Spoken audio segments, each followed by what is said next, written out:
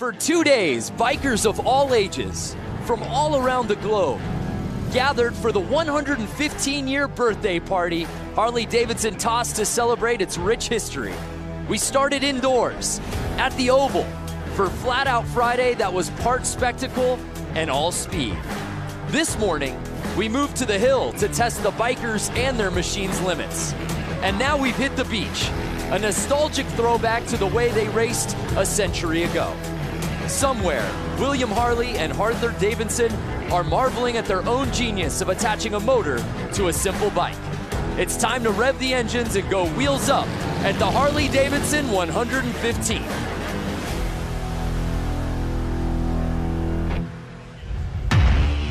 Welcome to beautiful Bradford Beach in Milwaukee. It's been an amazing 2 days of events out here for the Harley-Davidson 115th anniversary celebration. We started out last night with Flat Out Friday. This morning we had a hill climb, of course, and we end out today's action for the Bradford Beach Bowl. It's the Bradford Beach Brawl live from Bradford Beach here in Milwaukee, Wisconsin, presented by the Race of Gentlemen. What's happening, everybody? Brandon Graham joined alongside X Games gold medalist Lance Corey, and the lovely Diana Dahlgren will be rounding out our broadcast team out there on the course. I hope y'all are ready for some racing because, Lance, we've got 6 different classes of motorcycle hitting the beach here today. It's incredible. I mean, for the fact that this hasn't been here for 110 years and we're recreating history right now, I'm mind blown. Yeah, well said. 1908 was the last time bikes hit the sand, so we are in for a treat here today. And taking a look at our menu of events, heavy, men's hooligan, men's moco, men's vintage sportsters, men's brakeless 45, the mixed TROG 45, and I know your personal favorite, Lance, the mixed Hollywood 80. You have that correct. So we'll be seeing all of those classes hitting the beach here today. Just fantastic conditions. A little earlier today, if you were watching the hill climb, you saw what a muddy mess it was with the rain out there. Not a cloud out here that puts us in danger of any sort of precipitation. I think it's going to be ideal conditions. So before we get to the racing, as you see that beautiful commemorative flyover, we of course want to honor our country, and that's why before we kick things off, we started off with our national anthem, sung by Amy Eisenhut.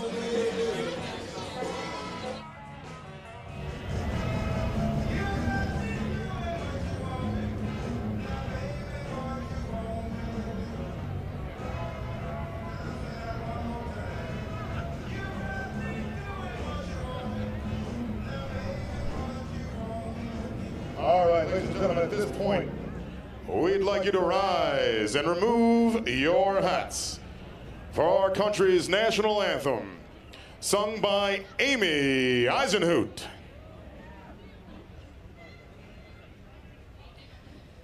Oh, say, can you see by the dawn's early light what so proudly we hailed at the twilight's last gleaming, whose broad stripes and bright stars through the perilous fight o'er the ramparts we watched were so gallantly streaming. We've been down here since Monday morning at 6 a.m. essentially, pushing sand around, rolling sand, wetting sand, trying to get the gave proof through the night that our flag was still there. Oh, say does that star-spangled banner yet wave o'er the land of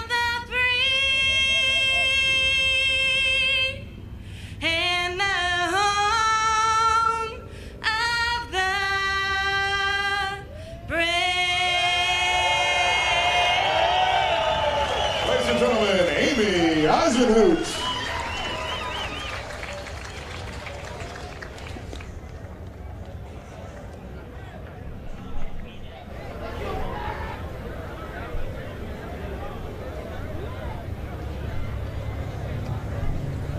All right, ladies and gentlemen, we're getting ready for some elimination racing out here at the Bradford Beach Brawl right now. This is where we start eliminating guys. We're racing for Grudge Masters. We're drawing lines in the sand. That's how we do it out here.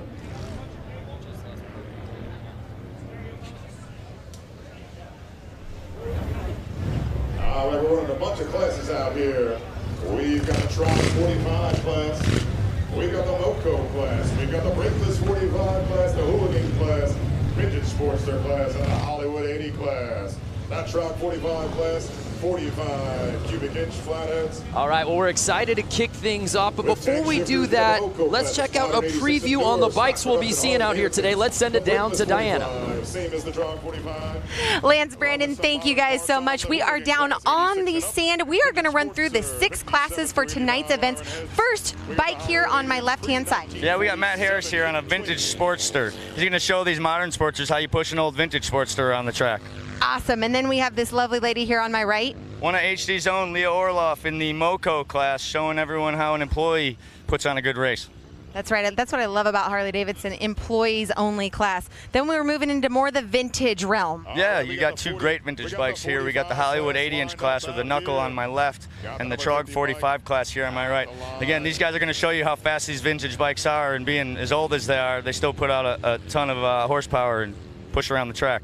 Not only that, he's wearing the Harley-Davidson vintage collection sweater that I have, and I love it. And then we have the more modern bikes. Walk us through these 2. Yeah, so we got the TROG 45 class, brakeless, and we got the Sportster Hooligan class over here on my right. That's right, we got the hooligans. Well, this is such an amazing event, so important in so many ways. Tell us a few difference between the modern and the vintage. Yeah, the thing I love about this event the most is that we're bringing together modern and vintage. It's not very often you see that happening, and it's really the vintage harkening back to our history and celebrating that. But now we have modern motorcycles, so we're going to see what those things can do out here on the track as well. This race hasn't happened for a long time, in over a century. Guys, let's go racing. Yeah, we can't wait. Enough talking about it. Let's be about it, Lance, as our first class is ready to kick off our action here today. Man, you cannot beat this view that we have here on the beach, on the Bradford Beach. Incredible. So starting things off, we have the men's hooligan class. There you see what it makes a hooligan. And these guys really are the spirit of the whole weekend of the Harley-Davidson 115th anniversary out here, Lance. They really are. I mean, they're riding bikes. I wouldn't say they're 115 years old, but they got to be 80-plus years old. Great to see them still out there running. Yeah, so there is a look at our start list, semi 1 of 2. Ever had anybody and the fans have absolutely invaded Bradford Beach. This is such an amazing event, completely free, and everybody has come out here, and we've seen it. We saw it at Flat Out Friday last night, and we saw it earlier today out at the Hill Climb in Little Switzerland Ski Resort, and no better way to cap off today's action than out on the beach. That is right, and we are so lucky and so happy to have this beautiful weather for the riders as well as us viewers. Yeah, there you see a great look at the beach, and that's a beautiful shot of the boat. To give you a little sense of perspective, we're actually up in the boat. That is where we're doing this broadcast from. This is about as good as it gets for a broadcast booth. That is correct. In fact, I didn't even realize it was a boat until you just pointed that out. My goodness, where have you been, Lance? I've just been enjoying the day. You really have. We're having such a good time. It was a great day. We were at the Hill Climb earlier today. Actually got in a helicopter to get over here, once-in-a-lifetime experience. And again, we can't thank you fans enough for watching online. This show is as much yours as it is ours. Tell us what you want to see, who you want us to talk to, what you want us to highlight, and where you're watching from, and we'll give you call-outs all broadcast long. This is for you. Lance is opening up Facebook right now. We're ready to rock. I'm loving how all these guys are just in vintage gear, vintage helmets, vintage sweaters, like Diana had said. It's an homage to yesteryear. And you see the flag girl getting ready. Semi 1 of 2 here in the hooligan class. Number 39 by Kevin Bass out of Prior Lake, Minnesota.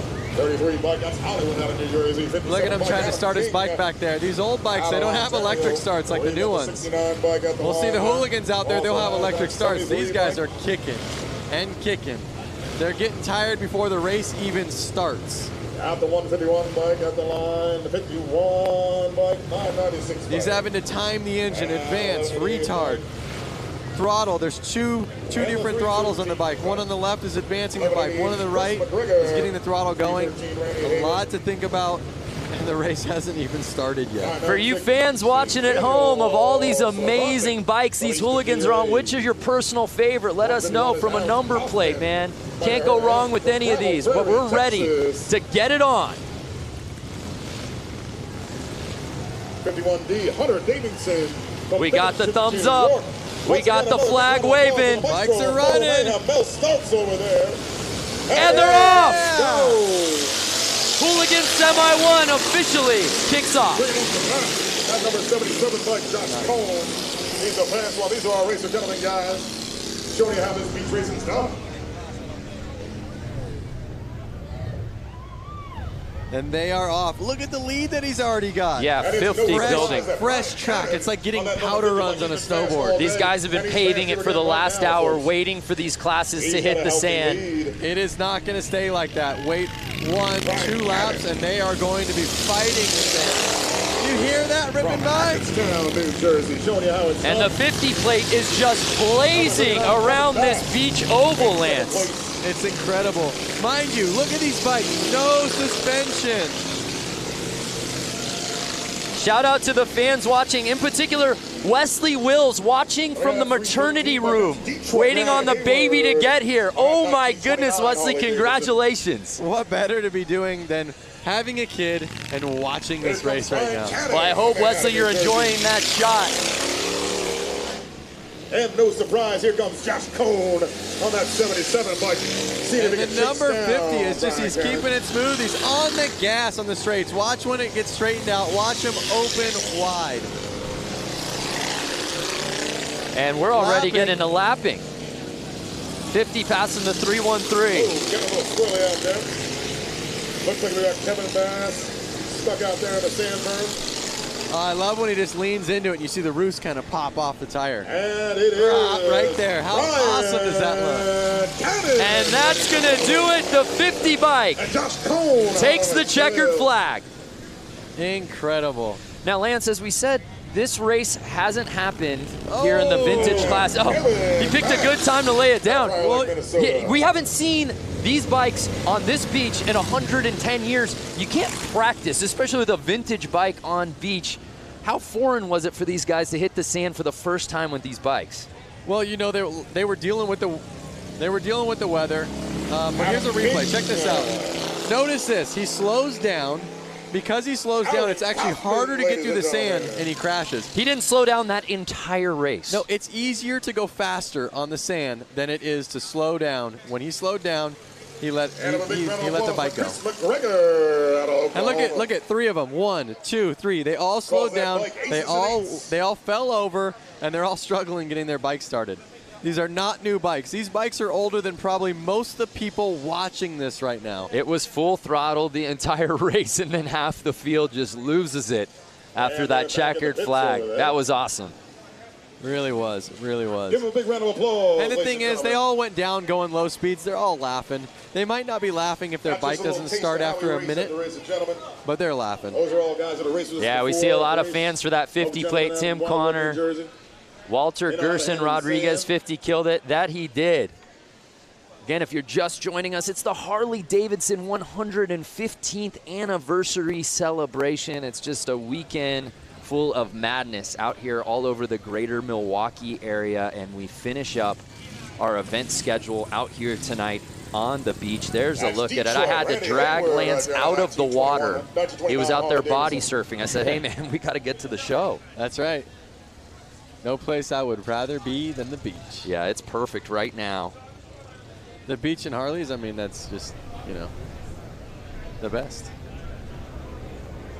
Much better conditions, and I'm curious any of those fans watching right now, if they were watching earlier today, for the Harley Hill climb. A little bit different conditions than what we saw a few hours ago. It's incredible that just a few hours and maybe 20, 30 miles, and all of a sudden it's like we're in a whole different world. The fans have come out here in absolute droves, as you can see. Completely free event. There's no bad seat in the house. And it's all hands on deck to help get the bikes off the track as we await our next class.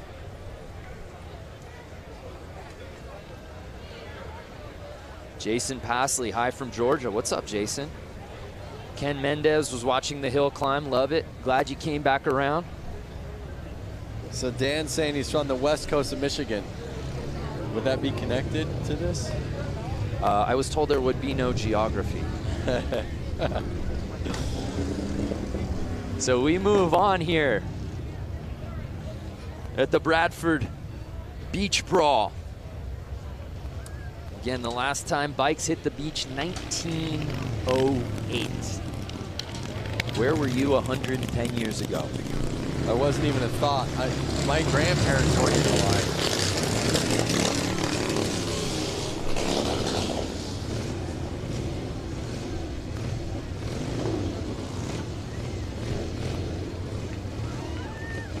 North Haven, Australia, Troy Taylor, stand up.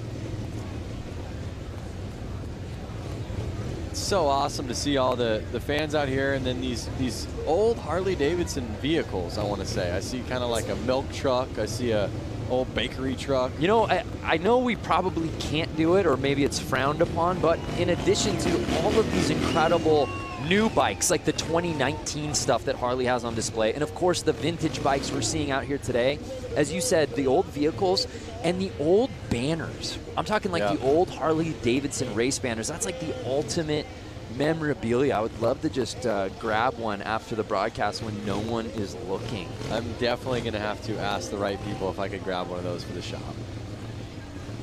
Great time from New York, Quebec, Canada, Bastien Briard. So I want to know all these people on Facebook Live right now. Yeah. Are they rooting for a hooligan? Ooh. What hooligan do they want to see out here? Yeah. You know, take the win. Yeah.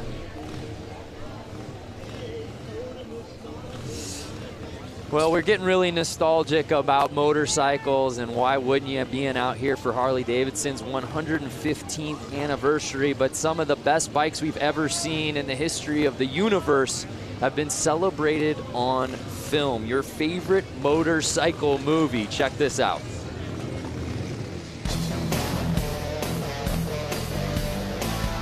My favorite motorcycle movie is, I don't have one. I love them all. I guess I would have to say the Wild One with Marlon Brando. Terminator, because I had a fat boy. I like Wild Hogs. It's a lot of fun, and it kind of shows people it's the simple stuff in life. My favorite motorcycle movie is Wild Hogs. My wife and I watch that at least 3 times a year. Easy Rider. Easy Rider. Easy Rider. Easy Rider. No question, hands down. I have to duplicate my husband on that one. Easy Rider is the motorcycle movie. Wow, I am so glad that Easy Rider edged out Wild Hogs. What is Lance Corey's favorite motorcycle film? That's tough, man. I mean, I was born 1990, and I've watched Easy Rider. I do dig that movie. But something about watching Wild Hogs and then being able to, like, call somebody a wild hog, they're both great. It's become the ultimate adjective, that's for sure. All right, so we have vintage Sportster class lining up. Is that correct? It looks that way. Let's take a closer look at some of these bikes. Any of our fans watching out here today have got a vintage Sportster of their own? And if so, give us the stats. Actually, I'm getting word that this is brakeless 45. Oh, the brakeless 45. Yes. There will be no slowing down in this race. No. But you don't want to slow down. You want to stay on the gas. Then you stay above the sand, and you don't end up crashing. Oh, speaking of motorcycle movies, there you see our brakeless 45 contenders. I was actually going to bring this one up, that Amon Sharma Terminator. Terminator. Absolutely. Yes. When he jumps like a fat boy softail off like into the yeah, wash. incredibly realistic. So here's a look at our rules for the men's brakeless 45s. Pretty simple. Bikes out here on display. Anybody out there watching got a brakeless of their own?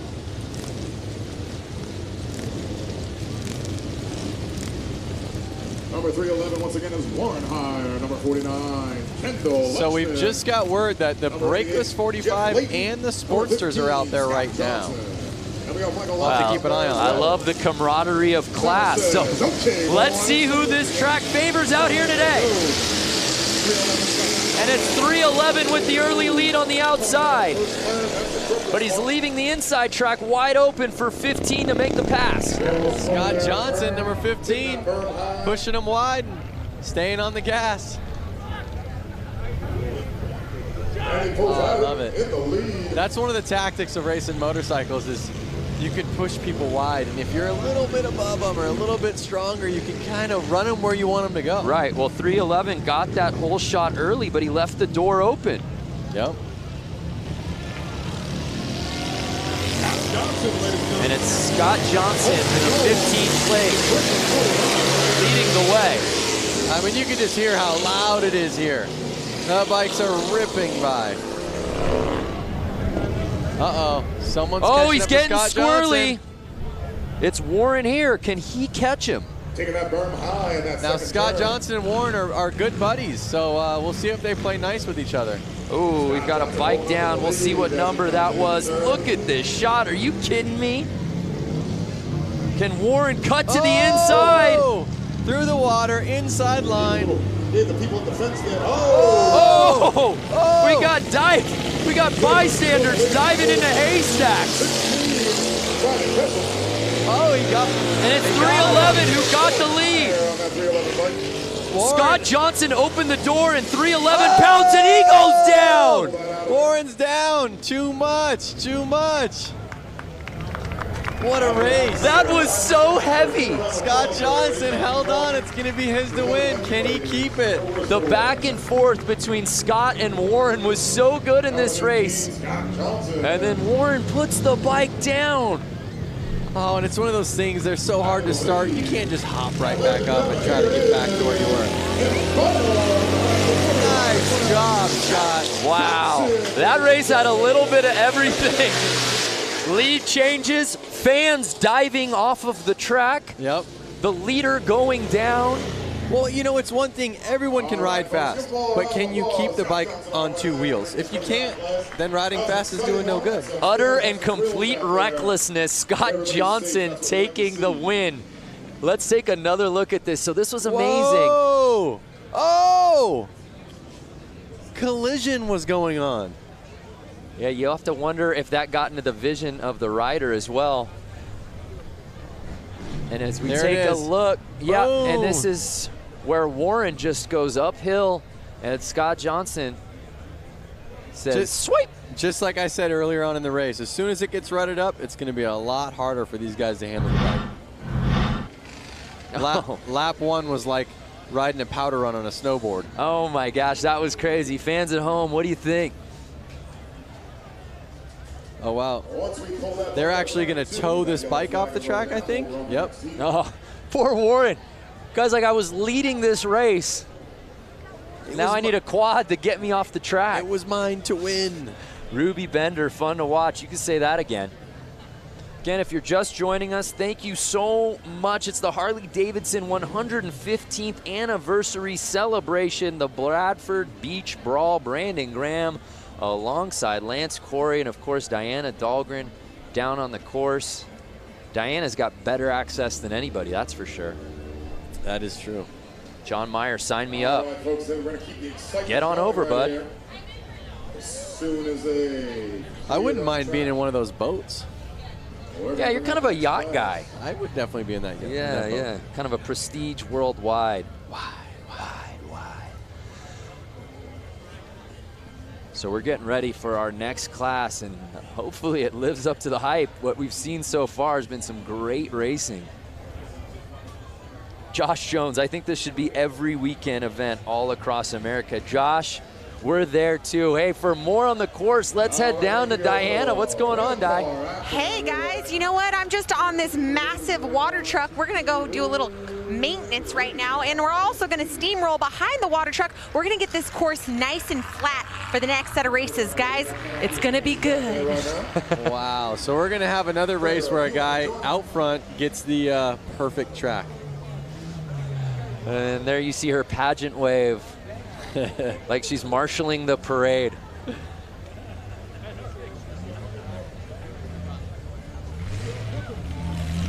So again, obviously, as we said, no one has raced on this track since 1908, but let's take a look at how we got here. It takes a village to get this thing going, but Lance, job well done by all of the contractors out here to make it possible for us to bring these bikes out today. It's incredible. And these guys, they're people that ride or hang out with the riders a lot. You can't just come out here and make a track if you don't know what it's like to ride the bike. Right. Yeah, you can't just merely push sand around and make an oval. There's absolutely a science to this. Definitely. And oh my goodness, Diana's got a t-shirt gun. Please cover small children. Protect your eyes. Diana, can you come over to the boat that we're in and shoot one over to me, please? Oh, there he goes with that Hudson engine.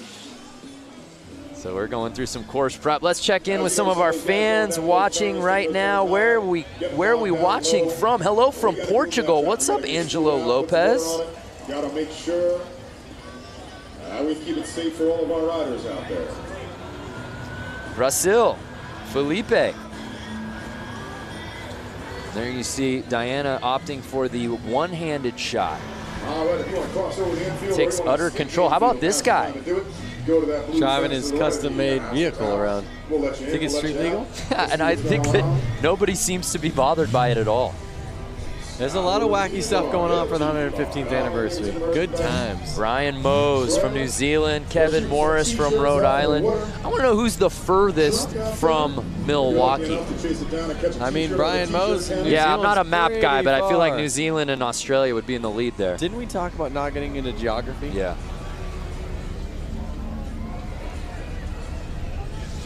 Well, Diana has been very busy this week. She's got her hands full. She actually was out at the Harley-Davidson Museum a little earlier this week. 115 years ago, two friends, William and Arthur, came together to create Harley-Davidson. We are going to show you a little bit of the history, culture, and most importantly, the bikes here at the Harley-Davidson Museum.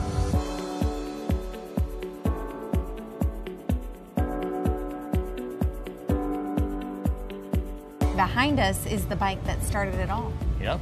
Which is gorgeous. The oldest Harley-Davidson in existence. Both Bill Harley and Arthur Davidson were really avid bicyclists, and Bill Harley actually worked for a bicycle company here in Milwaukee, and their first project was to build a motor to literally put in a bicycle. You can see how they kind of shaped the frame so that it would embrace the engine, and that kind of set the standard for what we still do now. Can I write it out of here? Well, first of all, you'd have to guess it out. This is actually dated July 20th, 1901. This is original. So this is the original drawing from Bill Harley and where did you recover? For a bicycle. Recover this? The Harley family saved it. They had the foresight to save stuff from almost the very beginning. Over there is the book from 1907 when they incorporated, and they actually began a program of saving at least one bike new right off the line in 1915. Wow. And we do that to the present. When we were back there, you know, you look and this looks like a whole motorcycle. Right. And as you walk in. Wow, I didn't even notice that till now. That's amazing. See, it works. This thing's completely taken apart. So, you know, the idea here in this whole room is to give people, you know, a sense that the engine from the first bike we built today is the, you know, real heart of the motorcycle, both, you know, obviously from making it go, but from a design point of view, we always show that beautiful engine like it's a jewel in a setting. We want to give people a sense of, you know, how these things work, and we make it interesting.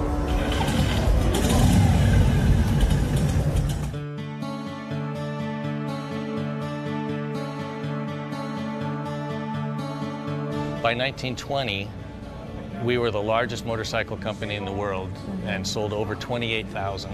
In those early decades, there were dozens, we think as many as 60 different American motorcycle companies.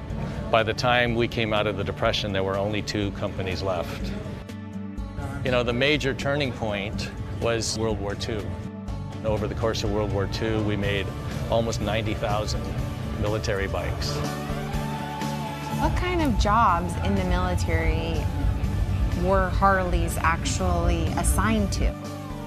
They were mostly, they called them dispatch riders. Okay. So they were taking messages from one place to another. Our story weaves in and out of the story of American history. This is the bike that this badass cyborg Arnold has to ride. Schwarzenegger. The real Captain America in the comic book, he rides a WLA. Right. The original didn't come with flamethrowers and stuff like rocket launchers. Like the Terminator, one thing that's great is it's kind of, you know, it's not just like a car, it's a character. So Jim, we've walked around, there's a lot of stuff in this museum. Yeah. When you think about motorcycling, it's not just the bike, it's the black leather jacket, and all the uniforms, and then all the things that people do to add to their bikes. So we've got, you know, just an incredible array of things to help tell the story. What do you hope each person that sets foot through this door gets? If you come into this place and you're a Harley-Davidson enthusiast, we're gonna stoke that passion further. If you got dragged along by somebody and you don't think you're gonna like it, you're gonna leave thinking, you know, that was actually interesting, and I've never really thought much about motorcycling, but that's an interesting subject. There's something for everyone here at the Harley-Davidson Museum, that's for sure. That's the goal. Wow, just a tremendous story. And it's worth the price of the trip to come to Milwaukee. If you have no other plans, go to the Harley-Davidson Museum in downtown Milwaukee. You will not be disappointed. I've been there more than a handful of times, and even watching that video, I get just stoked up. Yeah, you get chills, and Jim's absolutely right. Whether you're a wild hog, just getting onto a motorcycle the first time, not even interested, there's something for everybody there, and you walk away, I think, wanting to get a bike, that's for sure. You don't even need to be a motorcycle rider, like you were saying. It just, to see the American history and the fact that somebody was doing that so long ago. The longevity of the brand. I mean, we talk about it being the 115th anniversary, but he put things in perspective really well, that after the Great Depression, there were only 2 motorcycle brands left in the world. Yep. And Harley was one of them. It's so awesome. It's so awesome that it's still here, still living the dream, and every enthusiast is keeping it running. Well, we thank you for joining us here for the Harley-Davidson 115th anniversary celebration. It's the Bradford Beach Brawl, and we've just got some course prep going on out here at the beach on Lake Michigan. And it's been a gorgeous day thus far. We're a few races in. It's been a lot of fun. They started setting this thing in order earlier in the week, Monday, I believe, and the digging began on Tuesday, and here we are Saturday, and this ends our amazing event schedule. All hands on deck, as we said, everyone playing a role out here. And at its core, it's really for the fans, and everybody gets to come out here, a completely free event. And there have been people who have been here all day long, mind you. There's been other contests going on. We were calling the events over at the Harley Hill Climb in Little Switzerland Ski Resort, which is about 30 minutes away. And there were people here long before the bikes got here on the beach today. That's very true. And they have the museum party going off. That's right. There's bands over there, live music, you know, new Harley-Davidson Ford trucks. There's so much to see, all the new bikes. There's a look at what our last couple of days has looked like. Of course, we had the Flat Out Friday last night, which is always super fun. That was in downtown Milwaukee proper. And then we went down up north, I should say, to the hill climb earlier this morning. And we had to get from that hill climb dot out here to the beach and our bosses were afraid that just grabbing an Uber wouldn't get us here in time. So we got to the chopper. Yep. We got a helicopter ride, Lance, Diana, and I, and some of our production staff to get over here. So that was amazing, and we're having a great time. And we hope you fans watching at home are staying with us. We still got plenty of racing to go. Hey, before we cut to that feature at the museum, I asked who was watching from furthest away, and I want to pay that off. Martin McKinney said that he was watching from the southern point of Victoria, Australia. So if you know anything about Down Under, that may be the furthest point from Milwaukee, Wisconsin. That's a good chance. Mary Thompson, you're watching from Minnesota. That is not the furthest point from Wisconsin. But we love that you're watching. Yep. El Paso, Texas, Terry Reed. So let us know who you want to see, what classes you're most looking forward to. If you've owned one of these bikes or any of these types of bikes, would you bring it out to the sand? Because I think a lot of these guys say, oh yeah, I'd ride the hill climb, or heck yeah, I'd go into the arena and do the oval on the concrete. How many of you guys and gals with bikes would take it out here to the beach?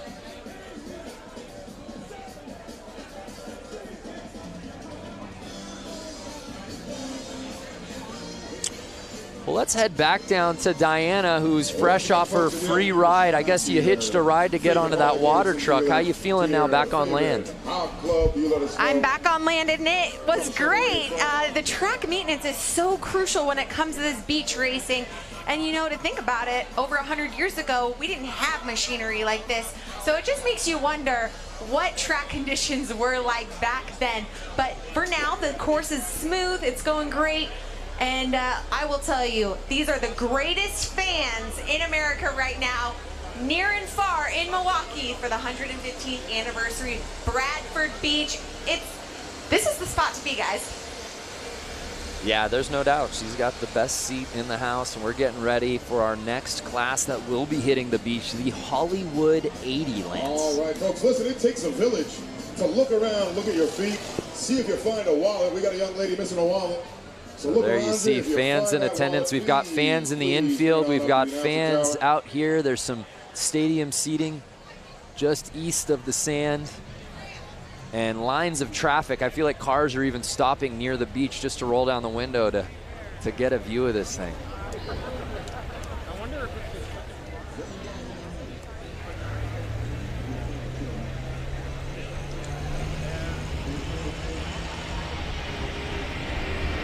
Heaps of fellas watching from Western Australia. All right, Leon. I have to think, Brando, I have a couple Harley-Davidsons of my own. 2018 Lowrider. Okay. I have a 2013 Street Bob. Okay. 1992 FXR. Okay. And a 1957 Panhead. That's more than a couple. And a couple more little ones. I got a little Harley Shortster. But I was just talking about the big bikes. I have to say that if I were to go out there... Which of the stable would you bring out here to the sand? I would bring the 2018 Lowrider. Okay. FXR, well, first of all, let's start with the oldest. Panhead is amazing. Hardest one to ride. It's got suicide shift, rigid frame. It would be a little tough. It's a little raked out, not the right bike to be riding in the sand. Then my FXR, I would probably kind of choose that one, but if I crashed it, they don't make any of those parts really anymore. So I kind of want to keep that one nice. Right. Then I have my Street Bob, great bike, love it. But it's kind of lifted, it's set up a little bit more aggressive. My 2018 still has the stock suspension on it because it's great.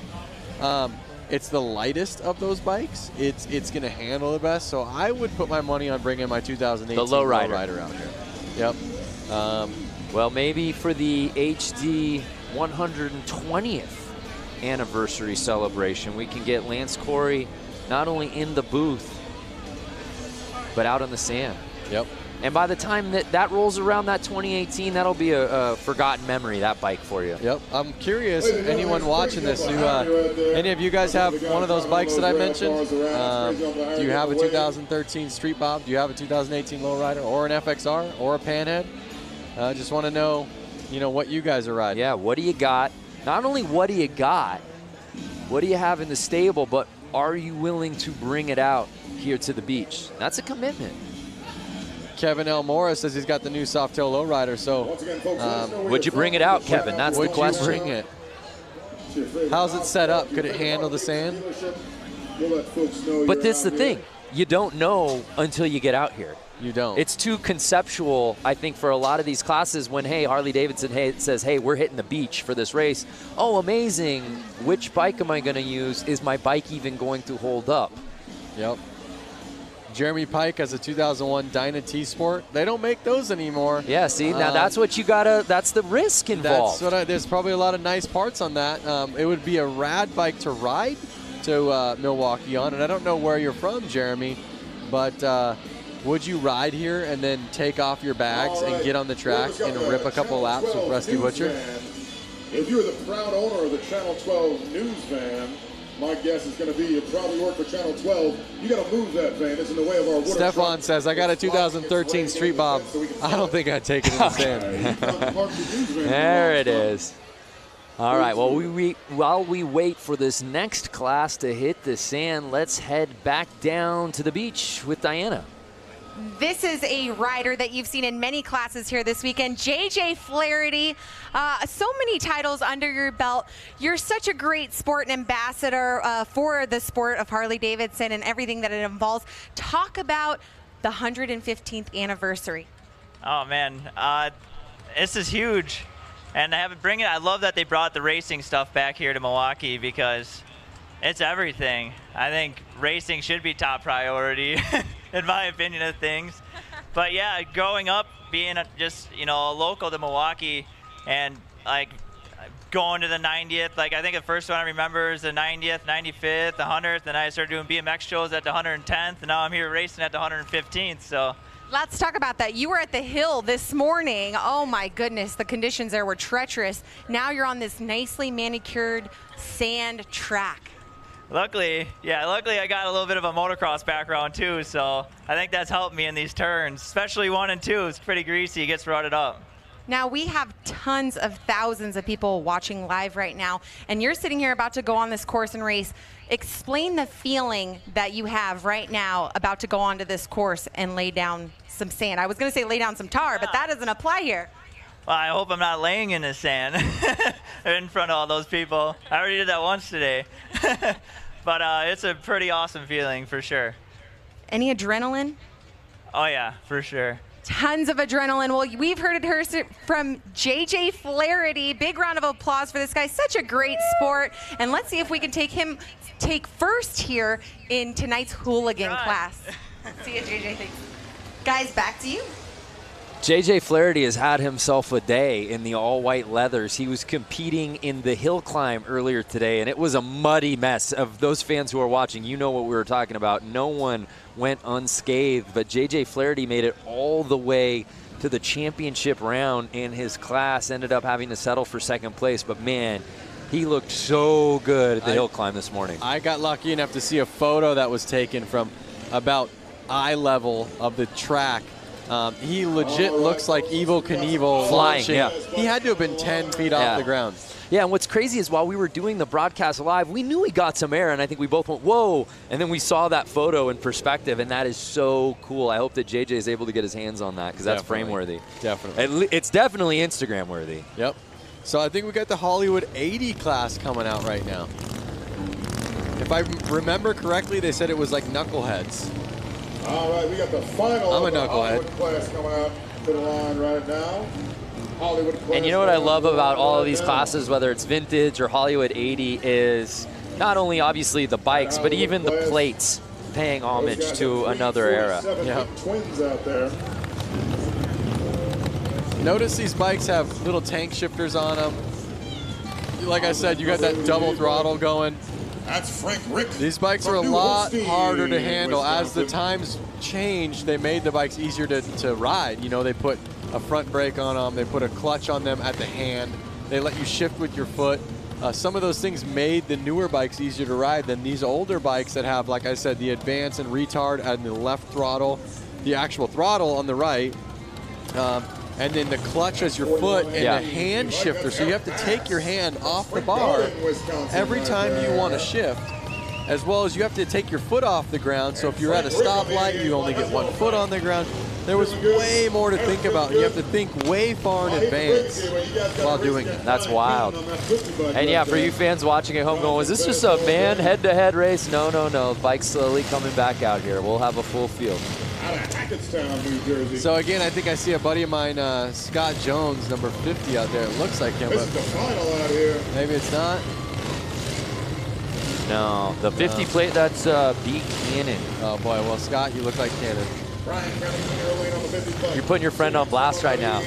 I bet you it's him on somebody else's bike. No, he's actually got hand tattoos, I think. That's totally wrong.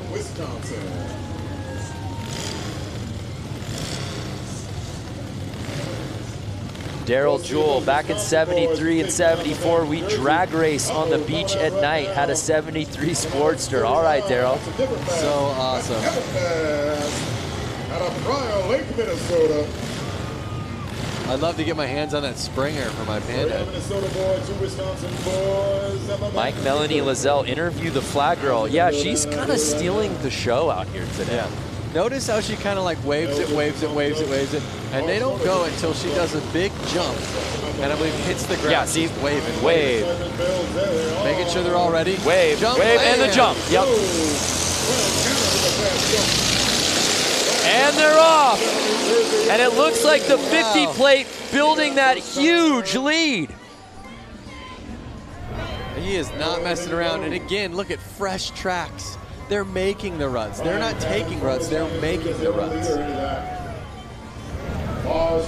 On the gas, waves coming in. Taking no prisoners out there right now. And it's more of the same from Cannon out here today. So awesome. Look at him. He's getting the weight on the rear end, which is basically getting the front tire off of the ground. It doesn't look like it, but the weight is completely off of that front tire, which is making the bike get through that sand way easier than you would imagine. It's still hard, but a lot easier than if you didn't. Well, no, I see what you're saying. Brian Cannon making it look like a Saturday stroll. Look at the lead he's built. He is definitely out front. He's got almost a 4-second lead. You can hear these bikes through our microphones just ripping.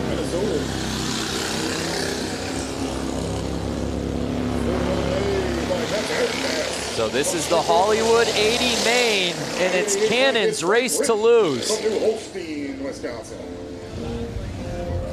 He can ride as far outside as he wants at this point. Look at him looking back like, can I chill out right now? 1 lap to go.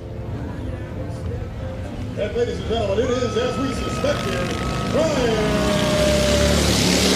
And it's Brian Cannon with the win. In second place, Kevin Bass from Fire Lake, Minnesota. I see 2 Basses out there. Well, Seabass and the guys offered to pick up our tab.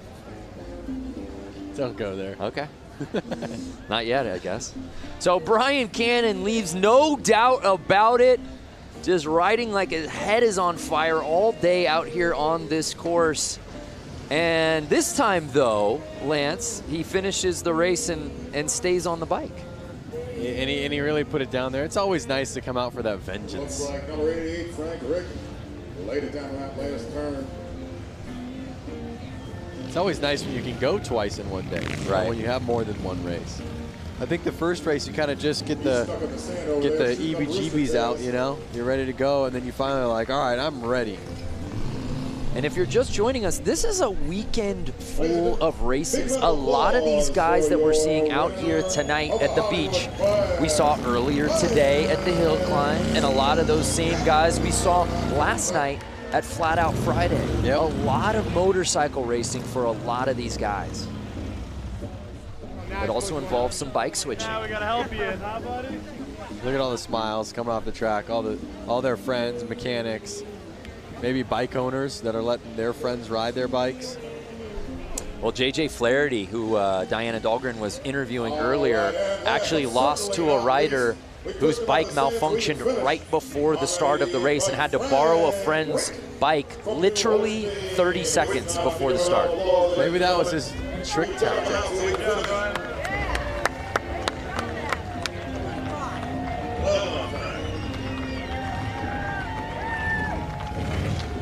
Watch your back, buddy! Watch your back! So here's another look at Cannon. And he was riding outside for most of the race. As we take another look when he gets inside, Lance. Oh. Well, you notice that once the race gets going and there start to form ruts, he's kind of dodging them. And you saw him kind of fall into a rut in the first corner, and then he kind of came out. Then as he's going into the next corner, he's trying to take a line that nobody's taking yet. So it's a lot of thinking ahead, patience, while staying on the gas, you know? So now it's time for Heat 2, I believe. Heat 2 of the Hollywood 80 main. To me, this is looking like the Hooligans. Oh, this is Hooligans. Yeah, we've already switched. I apologize. My scoring monitor is not keeping up with the torrid pace of the racing out here today. And there we take a look at our start list. Semi 1 of 2 for the Hooligans. Lance, you know a lot of these guys pretty well. I do know a lot of the guys. A lot of these names right now that I'm seeing aren't as much California kids, so I'm not sure if I know this class that well. I myself from LA know a lot of the guys from the Hooligan series that are from Southern California. Do you say you're an LA guy or do you say you're a Valley guy? I would say LA. When I'm out of LA, I say LA. And they're off! So it looks like 34 has the lead, but he's keeping the inside open. Can 33 make the pass, Bear? And he does! Look at these bikes. You can see they're newer, faster. I mean, these guys are throwing roost. But also note how much they're kind of squiggling through the lines right now. There are that many more ruts. They are having to dodge the ruts or drop into them.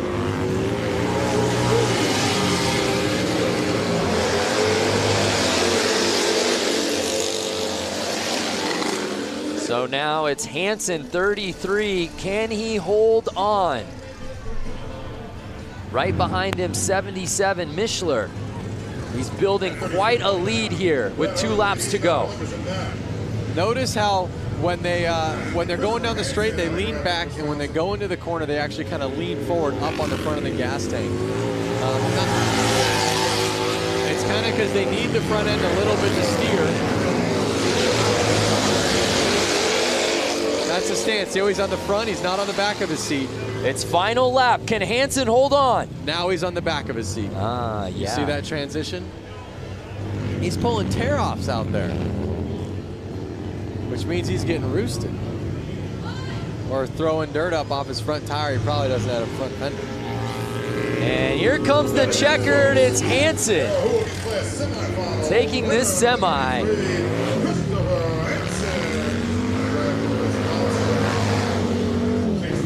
I see a question right here from Walter Rodriguez. Is there a hooligan group of riders around New York City? There's a group of guys that have ridden the hooligan class. They're called the East Coastin' Crew. They're out of Connecticut, New Haven, Connecticut. I want to say that's what, maybe 45 minutes from New York City. They have ridden hooligan classes, and they kind of do stuff like this. I don't think they're here this weekend, but there are people on the East Coast doing this. See Mike Melanie Lazelle, 33 must-ride dirt bikes. So let's take another look here down the stretch before that first turn. And early on, it was the 34 bike, but he went outside, and 33 was able to pounce, and there was no looking back after that first lap. Like I said before, those ruts are kind of messing with these guys now. They're having to hold on to a wild animal almost. A little bit different than riding your Sportster on the paved ground. I will say. So we've still got another semifinal in this hooligan class. I think I see a couple of the crowd favorites heading out to the track right now. So who will join Hansen and the boys who qualified out of that first semi. Number 35, Dave Kilkenny from Waukesha, Wisconsin, comes to the line. It's great too, Lance, because there is such a huge contingency of Midwest riders, particularly Wisconsin riders. We've seen it across all platforms out here the last 2 days. Yeah. And there's our guy, JJ Flaherty. Going from flat tracking in a little arena on concrete. Yep. Launching his Harley like Evel Knievel up a mountain. And now he's here on the beach, riding in the sand. And I believe through every single race, the promoters have made them wash their bikes so they don't transfer the sand to Makes the concrete, sense. the dirt to the sand, vice versa. I think it's kind of a rule by the city, as well as keep the tracks clean. Here's the real star of the night, Flat Girl, and they're off.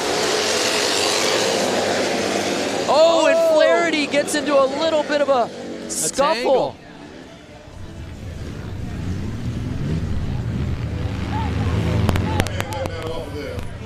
Oh, we've got ourselves a battle, Lance, right at the top. Oh, yeah.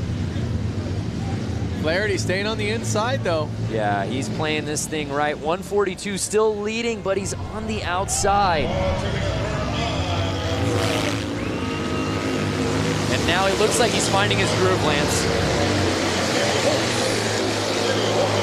Diana, what are you seeing down there on the course in this race? You know, I've talked to a lot of riders, and some of them were talking about taking that outside line, relying on that outer bank, but JJ Flaherty early on in this race was taking that inside line, saved him some time. Might be an all-out battle. A lot of these guys, are they used to the weight? Lance, you could probably attest to this. What kind of weight are they facing when they go into that turn on the inner line? Well, I mean, they're already riding bikes that are... Oh, no! Flaherty goes down! Our man we were keeping an eye on is down. His friends are running to him. I'd love to see a replay of that so we could see what happened. Oh, we need to see that one more time. He was behind Holbus less than a second, and he goes down with 1 lap to go. JJ Flaherty and Danny Holbus have ridden together for a long time. They're good friends. Unofficial results right now have Holbus winning that semi, or at least taking the lead. Hopefully it looks like Flaherty's okay, but yeah, we need to see another look at that. That's for sure. And again, this kind of goes on what you asked, Diana. That bike's 500-600 pounds, and he just tangled with it. Let's check this out. Yeah, here we go. Let's see what went wrong for JJ Flaherty. He was trying to pull a tear off. Oh, yeah. The ruts. The ruts. Yeah, Diana, is that what you saw down there with JJ? Saw the tangle up, but also what I saw, guys, was the camaraderie. I don't know if you saw Atkins, better known as the Rusty Butcher, come right up to him, check on him, see how he's doing. There he is again with another hooligan. That's the love and camaraderie we have here in Harley-Davidson and flat track racing. Yeah, well said, Diana, especially in this hooligan class. So many of these guys are friends. What started out as just friends riding together, gaining notoriety, and it's evolved into something so much bigger than that, and they're all out here today.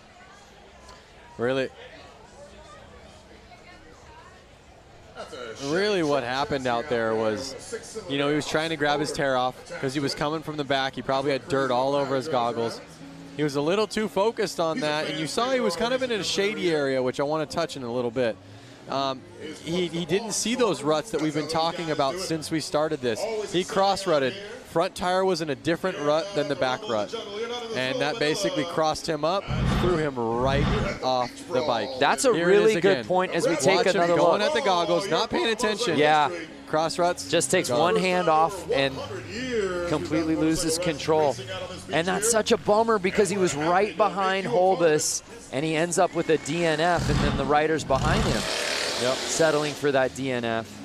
And it's Holbus that takes the win there. Notice the fans in the infield, so stoked just to kind of handshake and all smiles on their faces. Happy he's up, walking around. But you bring up a great point about the shadows. When these guys got out here, the sun was shining throughout the entire course. Now as we're getting a little later into the day, and it's 6:05 p.m. here local time, the sun's slowly starting to come down, and really dare we say, half this track is now in shadow. It's tough. It really makes it hard in the shadows, and it makes it hard. You don't know what goggles to wear or lens to wear. You want to wear something for the sun, then all of a sudden you're in the shade and you can barely see. Or if you wear something for the shade, you pop out into the sun and you're blinded. So it's a tough one for sure. Not saying it's impossible. Obviously they're out there doing it and kicking butt, but it puts some confusion.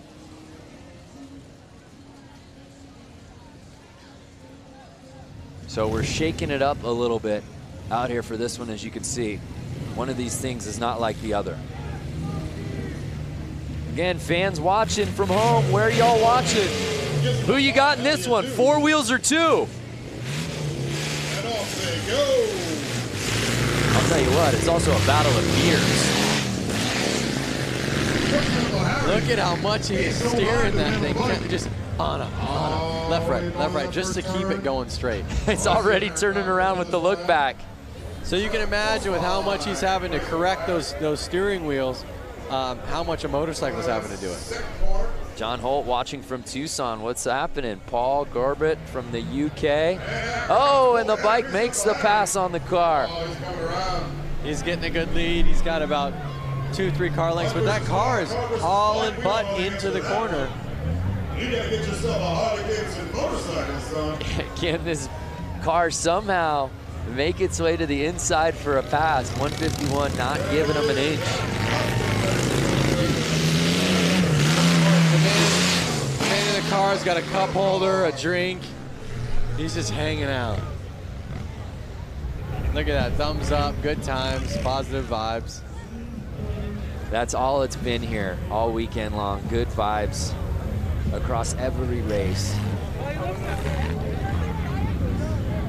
Christopher Pinnicky watching from Des Moines, Iowa.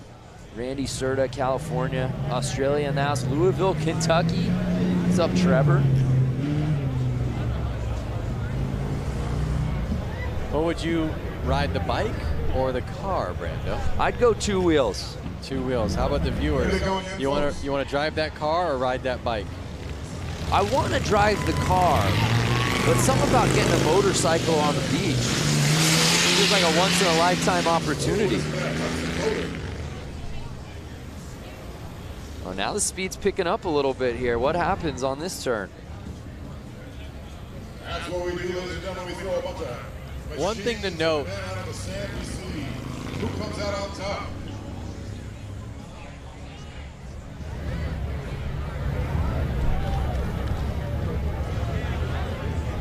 Well, as we continue on with this race, it's Baywatch out here on the beach. Let's go to our own lifeguard, Diana Dahlgren. Oh, that was clever. Okay, so yes, I'm the personal lifeguard here for the Bradford Beach 115th Harley-Davidson anniversary beach brawl, I guess. But anyways, they are about to start track maintenance. Now, I'm up here to show you guys the feel. We are literally feet away from the beach. I mean, the water is rushing up right here as the cats go on to do their track maintenance. Pretty amazing. We want to know where you guys are watching from. If you're on Facebook Live, leave a comment. Let us know where you're watching from. Maybe you're on a beach. Maybe you're in the desert. I don't know. We'll find out. All we need is Hasselhoff and some slow motion running, and we can make this thing happen. Oh, yes. So Diana, she's all over. Let us know, fans at home, where you're watching. And if there's a particular rider or something that you want to see, let us know, and Diana will hunt it down. So much going on out here in Milwaukee. There's a beautiful look at the Bradford Beach Brawl. For more on the beach and these bikes, check it out. Make it a little safer for our guys out there.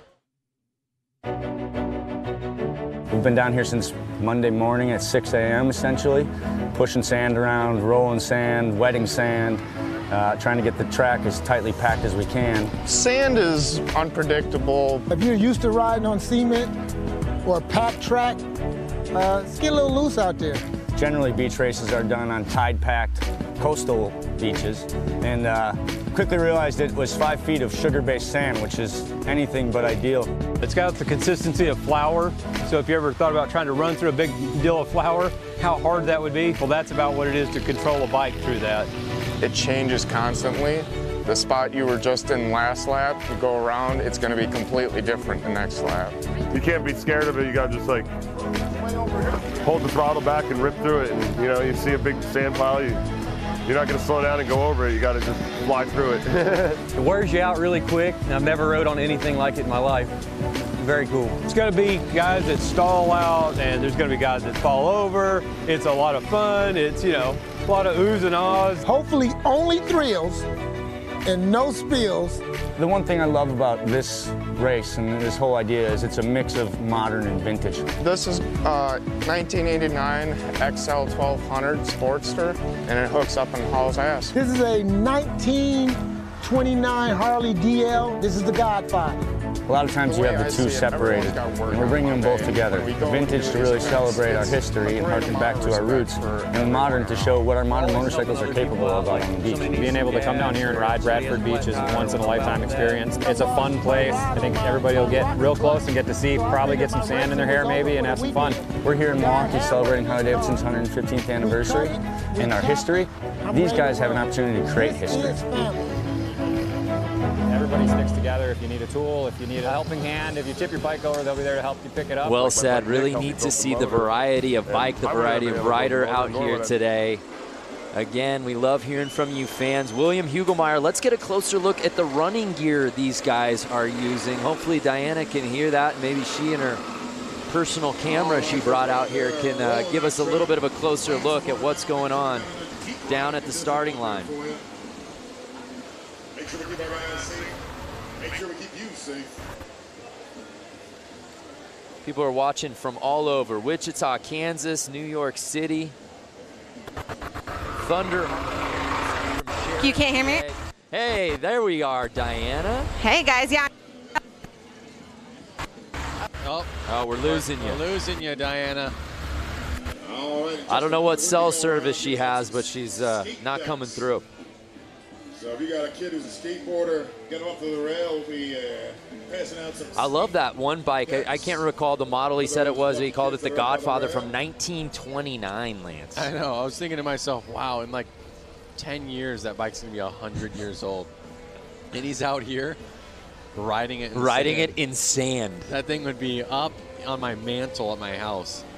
Brad Talbot watching just across the lake in Michigan. Brad, wave to us so we know that you're watching. Kenneth Kramer, Kansas City. Mick McNasty, I hope that's your given name, Glasgow, Scotland. Just a wonderful day for racing, and I can't think of a better way to sort of cap off the weekend festivities of the racing than being out here on the beach. You see the sand maintenance going down right now. One interesting note that we heard in that feature was one of the riders talking about the consistency of the sand, and what he likened it to was flour. I heard that, and I was like, that's pretty good. But you know what? I've ridden on beach sand a ton in my life with sand tires, right, stuff like that. But I've never ridden on lake sand. And he made a point that it is different. A different type of consistency. Maybe Diana's down there right now. Can you tell a difference between that sand and sand you'd see at the beach? I guess this is like sand you would see at the beach. But I found her. And what is your? Very nice to meet you, Zaria. So we are out here. We're hanging on the infield of the Bradford Beach Brawl. What's going out here so far?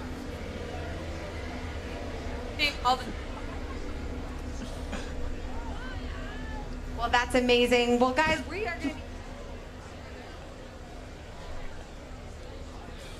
the Bradford Beach Brawl. Guys, we're going to let you take. Oh, Diana, I'm so sorry that interview, we were having sound issues, but honestly, the real MVP was the guy eating a hot dog right behind you in shot. That was incredible. Don't worry, Diana. We all got photos up here in the booth. Diana, we didn't hear you, but that was still the most entertaining interview we've seen all day. Let's see what the people Oh, my on God. Facebook Please get that on Instagram. And tell me fans at home watching on Facebook just saw the hot dog guy. Gotta love that hot dog. Jeff Lance, read me some of the quotes, please. The guy behind her cramming his face. Look at the mate feeding his face. Oh, that was too good. Holy cow. We can all go home.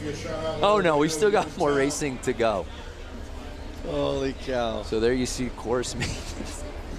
Oh, we'll never be the same. Tell me you got a photo of that for us to post, please. I got a photo of that, and I'm putting it up right now. Again, if you are in the greater Milwaukee area, if you are in Wisconsin, if you are Lake Michigan adjacent and you're not here, you're blowing it. Figure out how to get out here. We've still got more races to go. There's music going on. Oh, so we boy. talk a lot about all of these riders being stoked on one another and the friendship, but let's just take a closer look at the camaraderie amongst these group of riders. The way I see it, everyone's got work on Monday. When we go and do these events, it's a great amount of respect for everyone around. We're always helping other people out, like if somebody needs some gas or if somebody has a flat tire, we'll help out with that. I lost my rod on my rocker clutch, so I figured my racing was over for the weekend. A guy had one in his car, we cut it, we tapped it, I'm ready to run. This is family. Everybody sticks together. If you need a tool, if you need a helping hand, if you tip your bike over, they'll be there to help you pick it up. Like my buddy Nick helped me build the motor, and I wouldn't have been able to build the motor, nor would I have been able to afford a real bike builder to build the motor. So to have friends that like figure it out, and we all figure it out together and help each other out to do it, it's great. It's tough enough to get through this world, and everybody needs a helping hand. We've all kind of been down on our luck sometimes and needed somebody there to lift us up. Lost the phone, and the family got together, the TROG family, and then we found the phone. Found the phone in the track. Absolutely. If a guy could help you win and he's racing against you, he'll do that. I mean, I'd help any of my competitors beat me.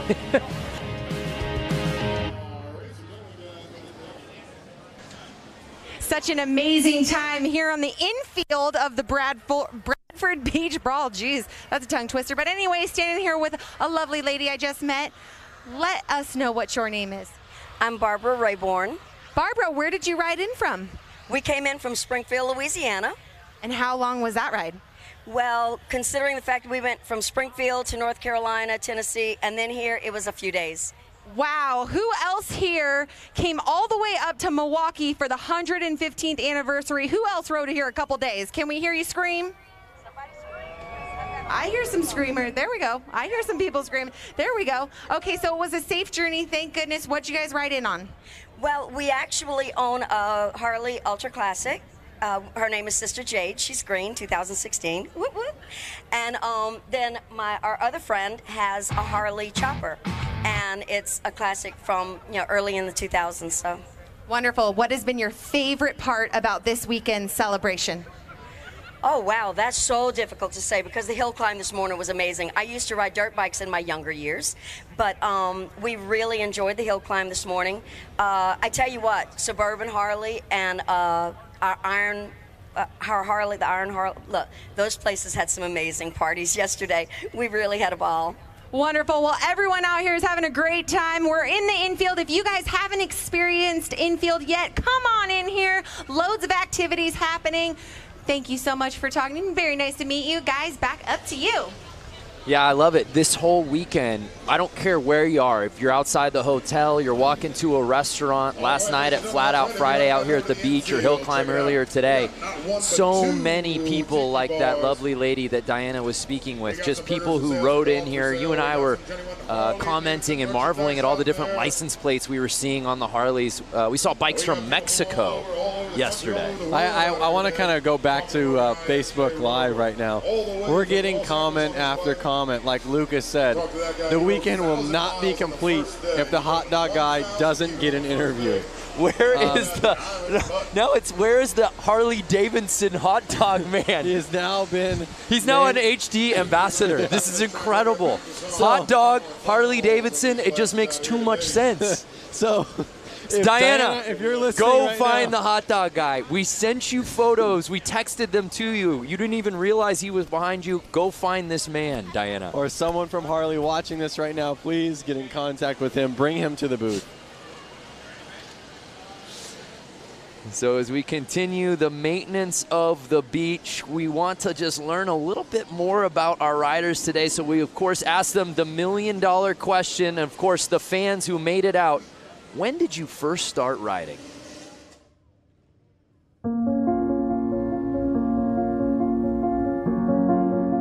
I started riding when I was very young. I had 2 older brothers that rode, put me on a bike when I was very young, pushed me and said go, didn't tell me how to stop, nothing. And ever since then, I've been hooked. I started riding 30 years ago. Why? Because I love speed and I'm an adrenaline junkie. My first Harley was a Deuce, 2001. And well, it was a dream become true when I was so young. I've been a Harley since 12 years. And I fall in love with Harleys. And I've been riding since the day I turned 16. I had a little Honda 150 delivered and I've never been off of it. I've always liked motorcycles. I had the fear of them. And my wife says, why don't you take a class and see if you like it? That's all it took, 1995. I didn't ride as an adult until I was about 40. And, but I just kind of heard the call of the road, haven't looked back since. Yeah, everyone's got a fantastic story on how they first discovered motorcycles. Lance Corey, professional rider, X Games gold medalist, freestyle. Tell us how you got into riding bikes. I just had, actually my parents did not ride. I had a cousin, 2 cousins that rode motorcycles. They were a bit older than me. When they grew out of their PW50s, one of them was handed down to me. So I've been riding since I was about 4 years old, into motorcycles my whole life, and got a Harley-Davidson right when I turned 16. It was only fitting. You can get your license, you can get a Harley-Davidson. Love to hear from our fans on Facebook watching right now. When did you get your first bike, and what was that first bike? Who got you into it? Love to hear those stories. I have to say a lot of people on there have to be saying PW50. I think every kid, you know, even if they're 40 years old now or something, they all kind of started on the PW50. And I would imagine and hope that most of them, when they could get a driver's license, went to a Harley-Davidson first. That seemed to be the general consensus out here, that's for sure. And we move on to our action. And then you see the sun fully setting out here now as that starting line getting completely shaded. Hot Dog Guy has really taken the comment section off the rails here on Facebook. We'll try to find him, but we've got some racing to get to. The mixed TROG 45. These are pre-1952 bikes, 45 cubic inch flathead motorcycles. Again, and you saw that, it said tank shift. So these guys have to push their clutch in with their foot, shift with their hands. So they're gonna have to take their hand up the bars during this race. Ooh, well, at least it's smoother out there for them.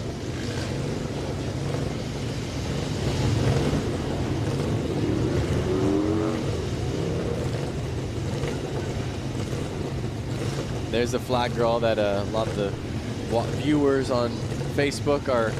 There's been some standout performances out here today. Flat girl leading the gate. Obviously, Hot Dog Guy coming in hot. Hashtag Hot Dog Guy. Please, if you're out there watching this and you love that, please hashtag Hot Dog Guy. We're going to run them again right after that, but we're going to reverse the order. Just give everybody a fair shake.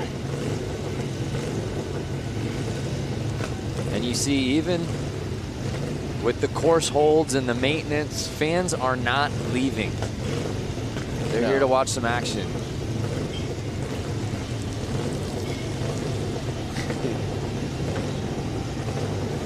Hey, Michelle Havens-Moore just bought my first Harley last week. Congratulations, Michelle. You'll never be the same. So awesome. Uh-oh. Hold off. What's going on? Oh, are they shutting their bikes off? We're getting word of something. Again, this is the TROG 45 class. These bikes are pre-1952, and we're just getting word that they're actually adding 2 more competitors to this heat. Why not fill the track up with more riders, a little bit more going on? Let's go to the pen. 1188. Get yourself up to the starting line.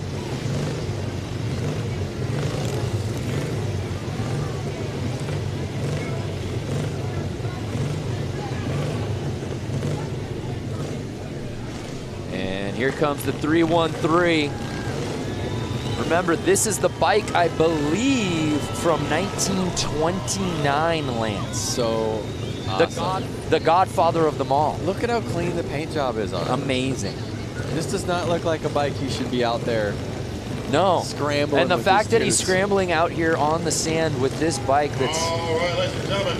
90 years old is just remarkable. How's my dude number 77 with a ciggy in his mouth? At 151, bike. That's Aaron Kaufman out of Gravelberry. All right, we've got a complete heat. Daniel D'Souza, Ocean, New Jersey. Let's get it on. Look at him getting roosted in the back of the gate.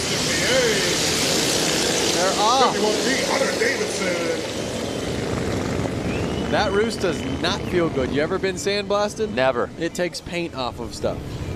So it's 69 getting the hole shot. Does he leave the inside open though? He does, and it looks like the 77 bike takes the lead on lap 1.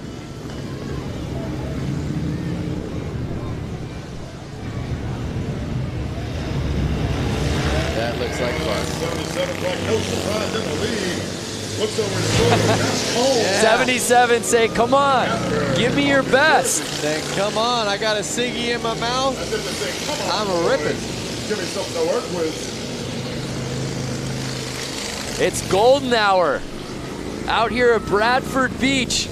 We have so many 313 fans out there.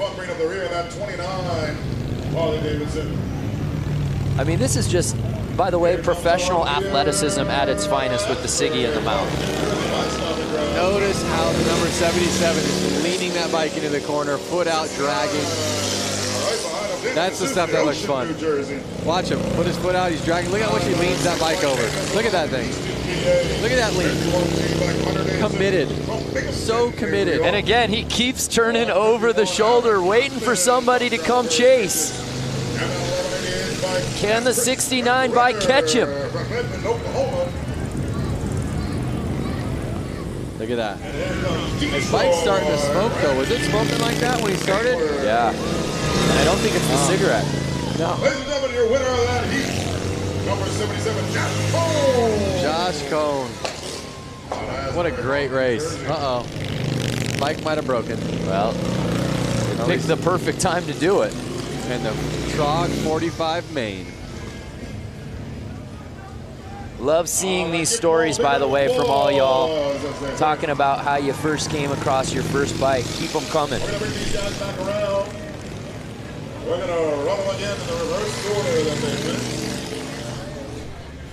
Well, he might have a leaky valve or something right now. Is he looking over his shoulder to try to, you know, say hi or kind of show off? What do you think? That's what I'm trying to make a point of. He keeps looking over. Give a round of applause. I think he's encouraging his fellow riders, hey, come catch up. Does he have a knife on the side? This guy is a savage. Wow. Knife, he's holstering a knife, smoking a cigarette. Doing donuts. Doing donuts after the win. Life is good for 77. My boy Josh out there. Look at the smiles after the race. Look at that. Everyone's smiling. Less cell phones out, more smiles. Yeah.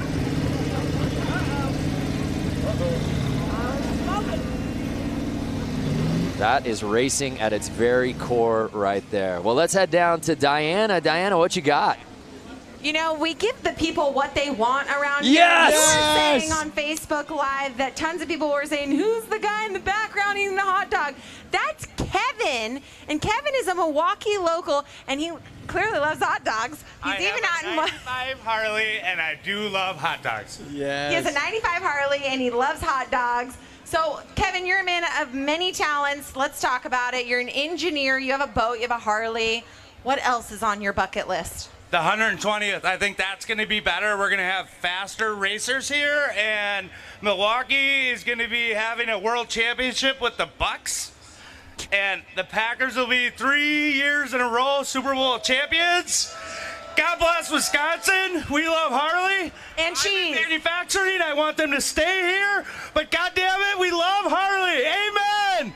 Woo! This guy's famous, and we give the people Everybody what they get a want. hot dog. Where's my beer? Okay, so Brandon Lance, we're going to take it back to you, giving the people what they want right here. Kevin! Our day is complete. Diana, thank you so much for tracking down Hot Dog Guy. We thank you. The people of the great state of Wisconsin, thank you. And everyone watching on Facebook, thanks you. A lot of Hot Dog Man fans out there, that's for sure. Amen. Buy that guy a beer. We gave the people what they wanted. Hot Dog Man for President 2020. For those of you just viewing right now. Yeah, going, what, why, how, where? Earlier, Diana Dahlgren was interviewing somebody out there in the infield, and that fine gentleman just walked up behind him and just unloaded on a hot dog on camera and really stole the scene. And Lance and I, to be quite candid, we haven't been the same since. No, we pulled our phones out, taking photos of it. It was definitely a highlight of the day. Well, Diana, of course, is busy on top of doing the sidelines here today. She also catching up with the fans. She caught up with some a little earlier today and asked that philosophical question: what does it mean to be a biker? Here at the Harley-Davidson Museum, it's a constant festival, a revolving door of thousands of people who share a common passion and a common philosophy. I'm sure you get the same answer from everybody. Freedom, you're out there in the air. I mean, there's nothing inhibiting you, or you can feel the road, you can feel the wind. To be a biker, you have to be resilient and willing to be flexible. You have to have a sense of adventure to be able to enjoy Harleys like you're supposed to. To be a biker, you have to be free. It gives you the freedom to go out and do the things you want to do. Something you really have to do. It's not something you can explain, really. It's a part of just the whole camaraderie, the family. You get on one, you kind of forget what your problems are, you forget what you've done all day. It's just a matter of realizing what you've got and enjoying it. To be a biker, you have to be someone who loves to ride. I mean, that's the reason we do it. Something just kind of hits you here. It's just the rumble. I just love it. I get tears in my eyes thinking about this one. It's a way of life. It's something I've been doing for 52 years. And once you get on a bike, it's so free. It's just a freedom that it's hard to describe unless you do it. I'll never forget the first time I got to ride. It was on the back of my dad's bike, and it was indescribable. Luckily, some of my friends are able to put it into words.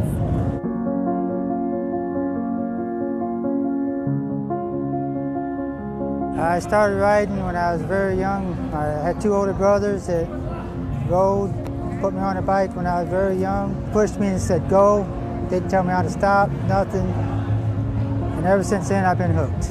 I started riding 30 years ago. My first Harley was a Deuce, 2001. And well, it was a dream become true when I was so young. I've been a Harley since 12 years. And I fall in love with Harleys. And I've been riding since the day I turned 16. I had a little Honda 150 delivered, and I've never been off of it. I've always liked motorcycles. I had the fear of them. And my wife says, why don't you take a class and see if you like it? That's all it took, 1995. I didn't ride as an adult until I was about 40. And, but I just kind of heard the call of the road, haven't looked back since. I love it. Heard the call. You heard so many of those fans outside the museum talk about freedom. That seems to be a word that is used over and over again when it comes to riding motorcycles. Well, you hear those stories, and really, all of those stories kind of hit home, I think, with anyone who rides. You know, there's something that came out of every one of those mouths that makes, you know, there's something for me about that. So, we're all riders at heart. Whether you ride every single day, whether you ride twice a year, whether you have 10 bikes, one bike, it's great to be a rider. Well, there you see the shot. Just a gorgeous setting for these races out here today at the Bradford Beach Brawl. We move on. These are more riders from, I'm being told, our Hollywood class. I don't know how complete this heat will be, Lance.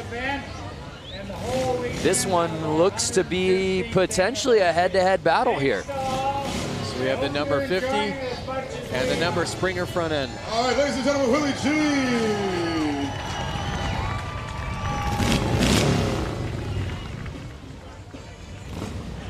So that 50 bike has had no problem with this course out here today.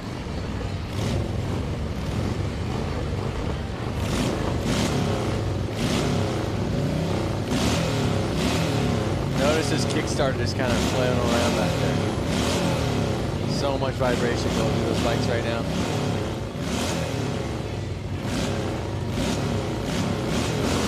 And they're off.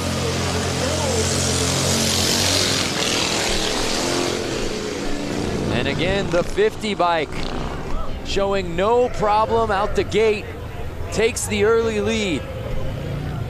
Is 50 going to do it again? Yeah, let's find out. He's leaving the inside open. Number 39. But no, 50 around that turn is able to maintain the lead. There may be no looking back for him now. The Hollywood 80 exhibition race. Look at him roosting.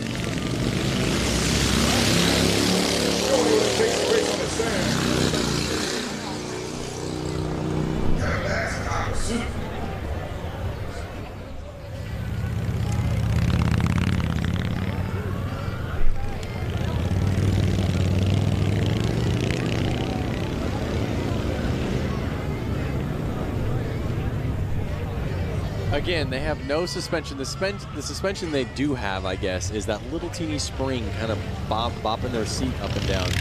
And to no one's surprise, it's Brian Cannon, ladies and gentlemen. So Brian Cannon just keeps winning these heats, whether it's a semi, a quarter, a final. Oh, and he does what he did in his first race win. Drops the bike after the checkered flag. Maybe it's a signature move. Love it. Steve, no fear 50. Yeah, that's the way he's been riding today. Lance, what's the oldest bike you've ever ridden on? The oldest bike I've ever ridden on?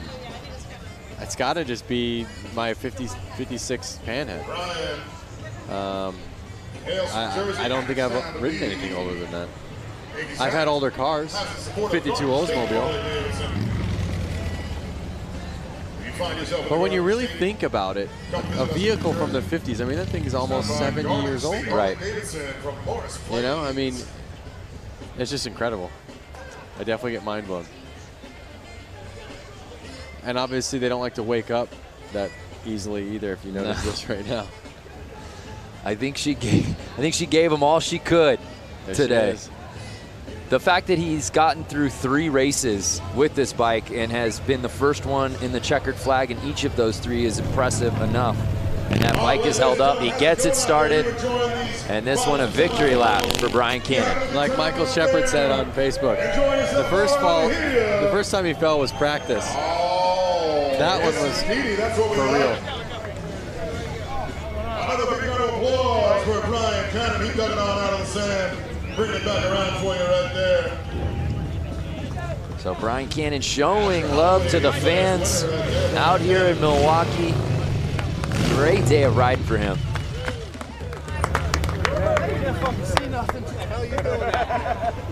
I was trying to go real fast into the turn and then break the downshift. It's the Harley-Davidson 115th anniversary celebration. We had Flat Out Friday last night in downtown Milwaukee. We had a hill climb at a small ski resort earlier today.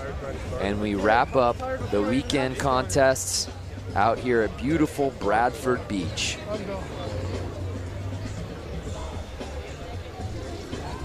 No bad seat in this house because, well, Lance, we're at the beach. That's right. Weather's nice. Beautiful sky. Sun slowly setting. Ooh, Daryl Jewell, first bike was a 1960 Triumph Cub.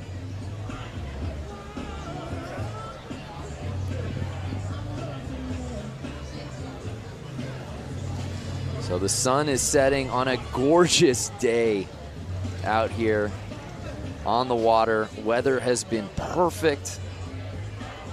The conditions have been fantastic. Folks, I got crazy Uncle Harry up here. He's riding that rail car. Harry, come up here, wave to everybody out there in the field. This is crazy Uncle Harry. And we're still not done. Look at that sunset. Come on. Well, it's a 1932 Chevy truck chassis with a 51 Hudson Hornet engine. Which Instagram filter is that?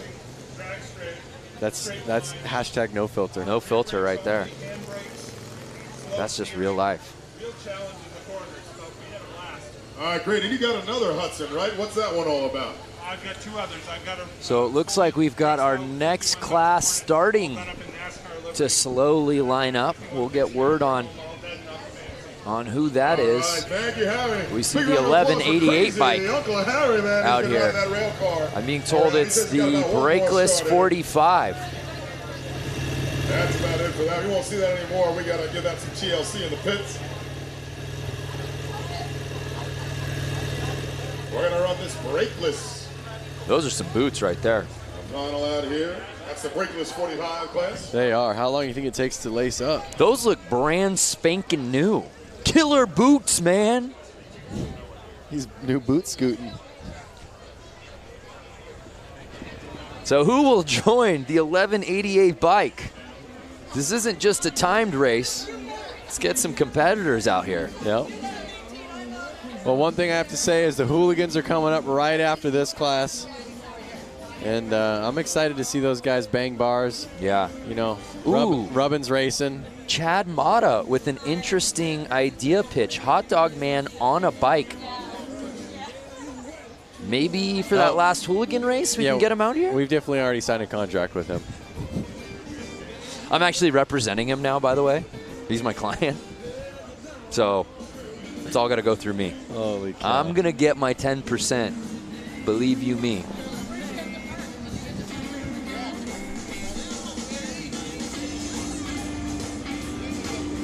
I know you come out here quite a bit for various things, being an ambassador as you have been for Harley-Davidson for a long time.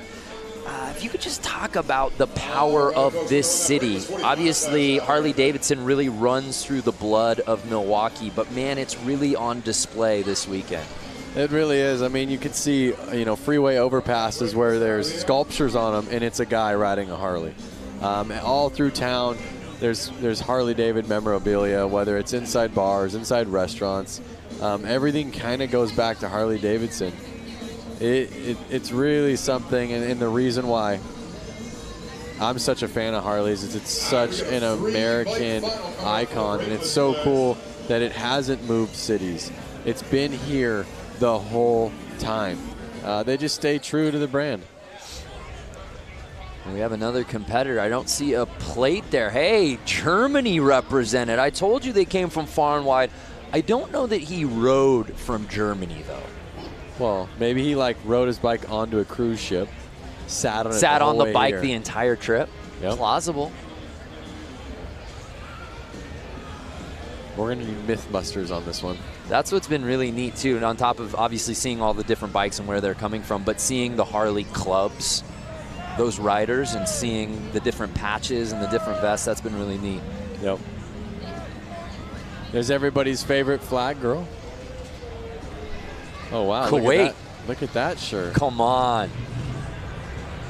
That is amazing. It's a very cool shirt.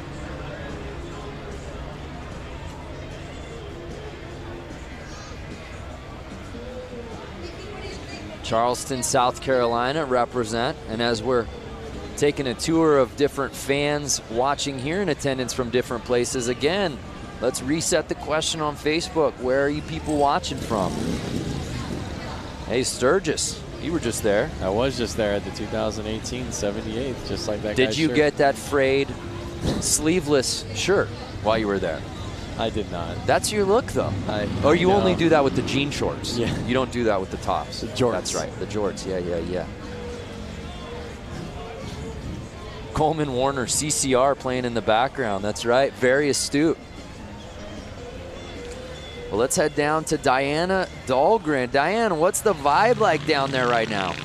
I am standing here with a hooligan, Benny Carlson, and you know what? We know him because, put your arms out. We got to show, there we go. We know him because this flair that he always has coming off of all of his jerseys. Very well known. We've seen you at X Games, avid flat track for hooligans.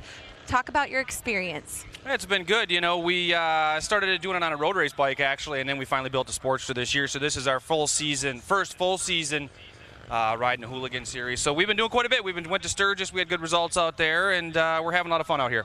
You know, last night I saw you get out there super quick on the indoor flat track when they had an oil spill. One of the guys' brake rods put oil all over the track. You were quick to get out there, give a helping hand.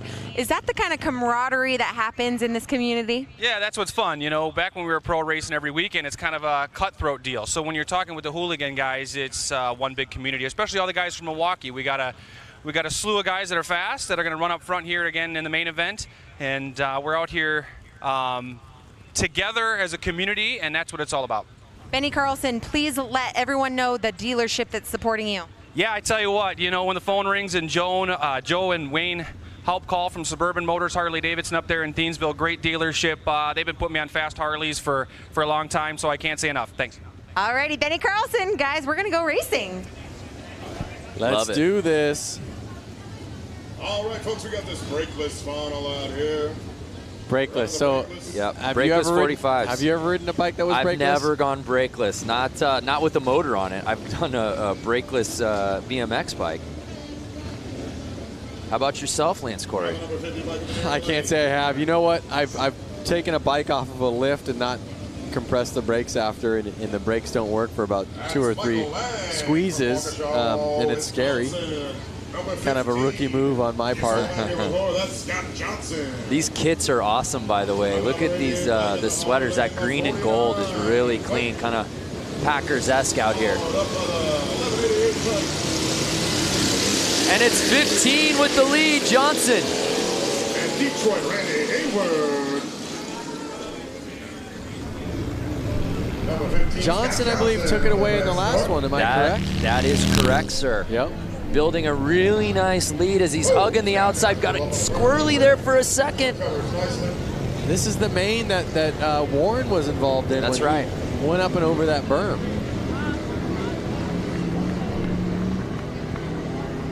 There you go. And right now, Johnson just building that lead as he hugs that outside wall. I was just going to say, notice how Johnson's almost kind of riding the berm. Listen to his bike rip by.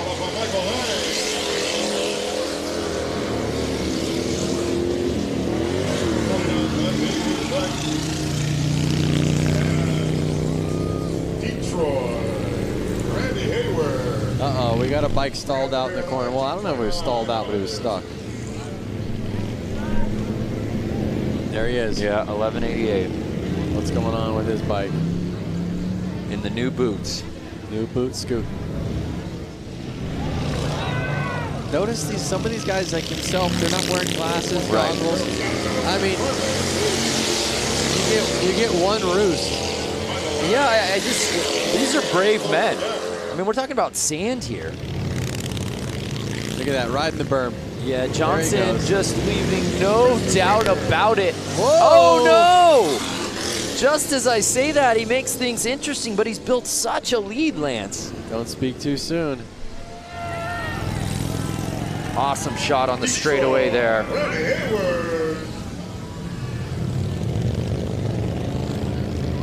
Look at that. Wide open for the checkered. On the gas. Epic.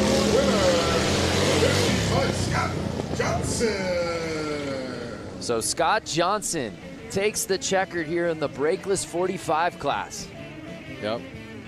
And he went out front and he owned that race. Yeah, there was no doubt. Got the whole shot. Rode outside early, and then there was no looking back. Let's take another look right out the gate. Just so much control right from the start. He had it in his eyes. He had it in his brain. I'm going to be the first one in corner one. I'm going to rail these corners, and I'm going to take home this checkered flag. Scott is a local, so, you know, did he sleep in his own bed tonight? Was he the most comfortable? Was he secretly training on these beaches? Big round of applause for Randy, everybody. Detroit. Yes. Nearly a 90-year-old bike. Yeah, just incredible. 1929. So awesome. So Scott Johnson, he did make it interesting a little late, but again, just had such a sizable lead. No one could catch him.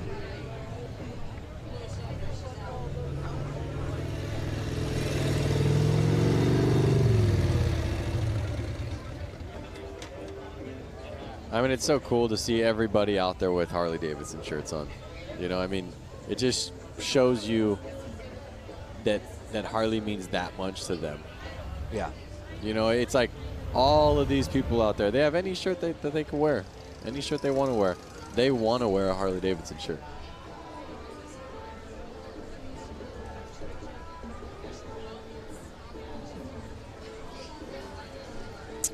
While we get this course maintenance underway, let's look back at this week. Diana Dahlgren went out to the Harley-Davidson Museum for a tour unlike any other.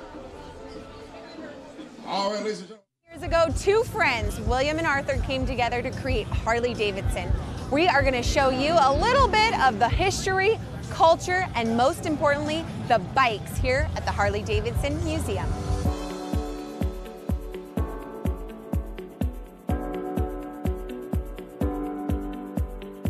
Behind us is the bike that started it all. Yep. Which is gorgeous. The oldest Harley-Davidson in existence. Both Bill Harley and Arthur Davidson were really avid bicyclists, and Bill Harley actually worked for a bicycle company here in Milwaukee, and their first project was to build a motor to literally put in a bicycle. You can see how they kind of shaped the frame so that it would embrace the engine, and that kind of set the standard for what we still do now. Can I write it out of here? Well, first of all, you'd have to guess it out. This is actually dated July 20th, 1901. This is original. So this is the original drawing from Bill Harley And where did you recover? for How a did bicycle. you recover this? The Harley family saved it.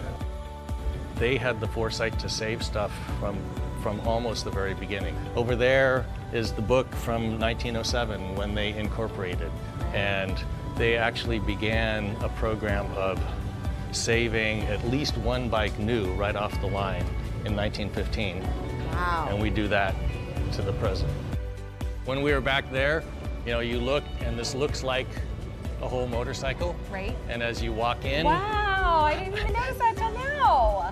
That's amazing. See, it This works. thing's completely taken apart. so you know, the idea here in this whole room is to give people, you know, a sense that the engine from the first bike we built today is the, you know, real heart of the motorcycle, both, you know, obviously from making it go, but from a design point of view, we always show that beautiful engine like it's a jewel in a setting. We want to give people a sense of, you know, how these things work, and we make it interesting.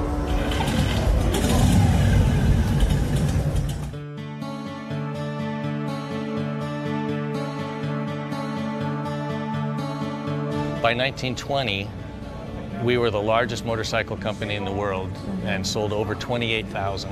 In those early decades, there were dozens we think as many as 60 different American motorcycle companies. By the time we came out of the Depression, there were only 2 companies left.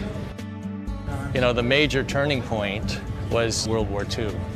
Over the course of World War II, we made almost 90,000 military bikes. What kind of jobs in the military were Harleys actually assigned to? They were mostly, they called them dispatch riders. Okay. So they were taking messages from one place to another. Our story weaves in and out of the story of American history. This is the bike that this badass cyborg has to ride. The real Captain America in the comic book, he rides a WLA. Right. The original didn't come with flamethrowers and stuff like rocket launchers. Like the Terminator, one thing that's great is it's kind of, you know, it's not just like a car, it's a character. So Jim, we've walked around, there's a lot of stuff in this museum. Yeah, when you think about motorcycling, it's not just the bike, it's the black leather jacket, all the uniforms, and then all the things that people do to add to their bikes. So we've got, you know, just an incredible array of things to help tell the story. What do you hope each person that sets foot through this door gets? If you come into this place and you're a Harley-Davidson enthusiast, we're gonna stoke that passion further. If you got dragged along by somebody and you don't think you're gonna like it, you're gonna leave thinking, you know, that was actually interesting and I've never really thought much about motorcycling, but that's an interesting subject. There's something for everyone here at the Harley-Davidson Museum, that's for sure. That's the goal. Such an incredible experience. We encourage anybody out here that hasn't gone to the museum, I don't know why you wouldn't, go there now. If you're thinking about, hey, I'd like to go see it, maybe do it. Go, you will not be disappointed. Hey, we've still got a couple more races to go out here, Lance. Up next, the Hooligan Main. I know this is one that the fans out here at Bradford Beach very excited about. That is for sure. These bikes have a lot more power than the other bikes you've been seeing out there. They're a little bit easier to handle. They have proper hand clutch, foot brake, foot shifting. So they are going to get a little bit higher speeds, and you're going to see these guys go wild. Well, let's go down to Diana as we continue to see the course maintenance happening. Diana, what you got? Yeah, I'm standing here with Scott Johnson. He just took the win on that last race. Congratulations, not only taking the win there, but earlier this evening. I mean, you're just dominating tonight. Thanks, I'm having a really great night. It's a really amazing track. How is the course, being that this is the first time this has been done in over 100 years? It's awesome. I mean, you couldn't really ask for anything better. It's like riding motorcycles on the beach in an oval, flat track style. They've been doing a great job preparing the track. Everybody out here has been awesome. It's nothing couldn't be better. That's amazing. Okay, so we got to talk about your crew because they were all yelling at us as we were coming out here. Let's send them a little love. Yeah, I'd like to thank my best friend, Junior Cycle Products, Warren Heyer. He's like one set up my bike and always works on it. And my buddy Kendall, he does great paint and he's a really good mechanic. My buddy Jeremiah, who's in town to help out, and of course Harley-Davidson for throwing this amazing event. Yeah, Harley-Davidson. This is just this is epic. I mean, I hope people understand how completely epic this is. This just is blowing my mind every time I come out here and look at it, and that's happened 20 times today. So.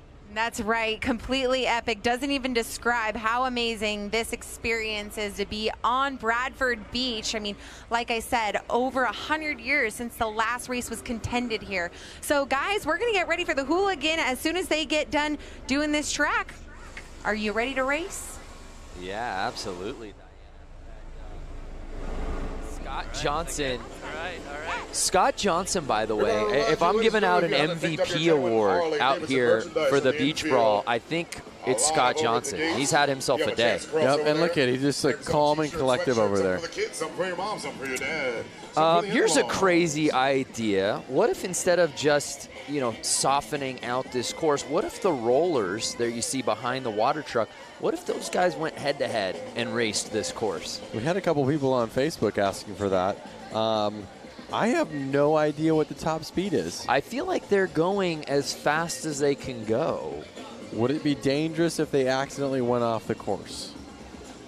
Yeah, absolutely it would be, but that's part of the appeal, I suppose. Okay. Okay. So that way there's never really a course When they go racing, let me know so I can get as far away from this as I can. No, you're calling it, my friend. So if you're just joining us, hopefully you stay with us because you're in for a treat. We've still got some huge races coming up. The Hooligan Main, the TROG exhibition right around the corner as we get this course ready. It's the Harley-Davidson 115th anniversary celebration. We had flat track racing indoors last night at Flat Out Friday. We had a hill climb out earlier this morning at Little Switzerland Ski Resort. And we end our night out at the beach. All right, folks, we're wrapping up the track maintenance. We're sending these boys around for the Bradford Beach Brawl. And I believe that if the viewers watching right now didn't have an opportunity to tune in live to last night's flat track racing as well as this morning's hill climb, they can actually go through Harley's Facebook, find those videos, be able to kind of watch the times that they want to watch. Ooh, that is correct, sir. Yeah, so right now we're live. If you're watching the beach, we are very much live, but you can go back and relive the great moments from the weekend. Say you're a big hill climb fan, but you missed it. You had Saturday plans. All good. Go find the video of all the races. We got a cornucopia of highlights for you to go watch. Go find the video of JJ launching his Sportster up Little Switzerland Mountain. Was that ever a run? Let's head back down to Diana. Hey guys, I'm back down here on the gorgeous beach, and I'm standing here with this very tall gentleman, Brock St. Clair. Did I get it right? St. Clair? Yeah. Yes. Okay, the only reason why I know his last name is because I thought it was the city where he was from. Anyways, long story short, we'll move on. Okay, Brock. Yes. We are here at the 115th anniversary. As you know, huge parties happening all week long. We've been together hanging out in the festivals and concerts and all these events. How has your experience been as the Freedom intern? Undescribable. I mean, it's been such a life-changing experience, and it's so much that it's really one of those things where right now there's so much happening. It's incredible, but I know that in the future, especially, I'll look back and be like, oh my God, I actually did all those insane things. But yeah, no, definitely amazing, and it's incredible to be a part of this anniversary and all the excitement involved. Let's tell everyone what the Freedom Intern Program is. Explain to everyone who's watching. Sure. So myself and 7 others were given motorcycles, given training, and we've essentially traveled the country and gone to motorcycle events, gotten invested in motorcycle culture, and captured our experiences, documented on social media, and had a really great time doing it. He forgot to mention that him and 7,400 other people in the world, 7,500 other people applied for his position. Only you and 6 other people got it from all over the world. Tell us where you started for the ride home. I started in the Northeast. I was in Boston, and I met up with the crew in York, Pennsylvania, which is where the plant is. So we got to tour, and then we rode back with the crew. They were all great. It was super fun. And go through the rest of the Freedom interns. Where did they start? Or where were they riding this summer, I should say? Okay, so Tessa and I rode out to the West Coast initially.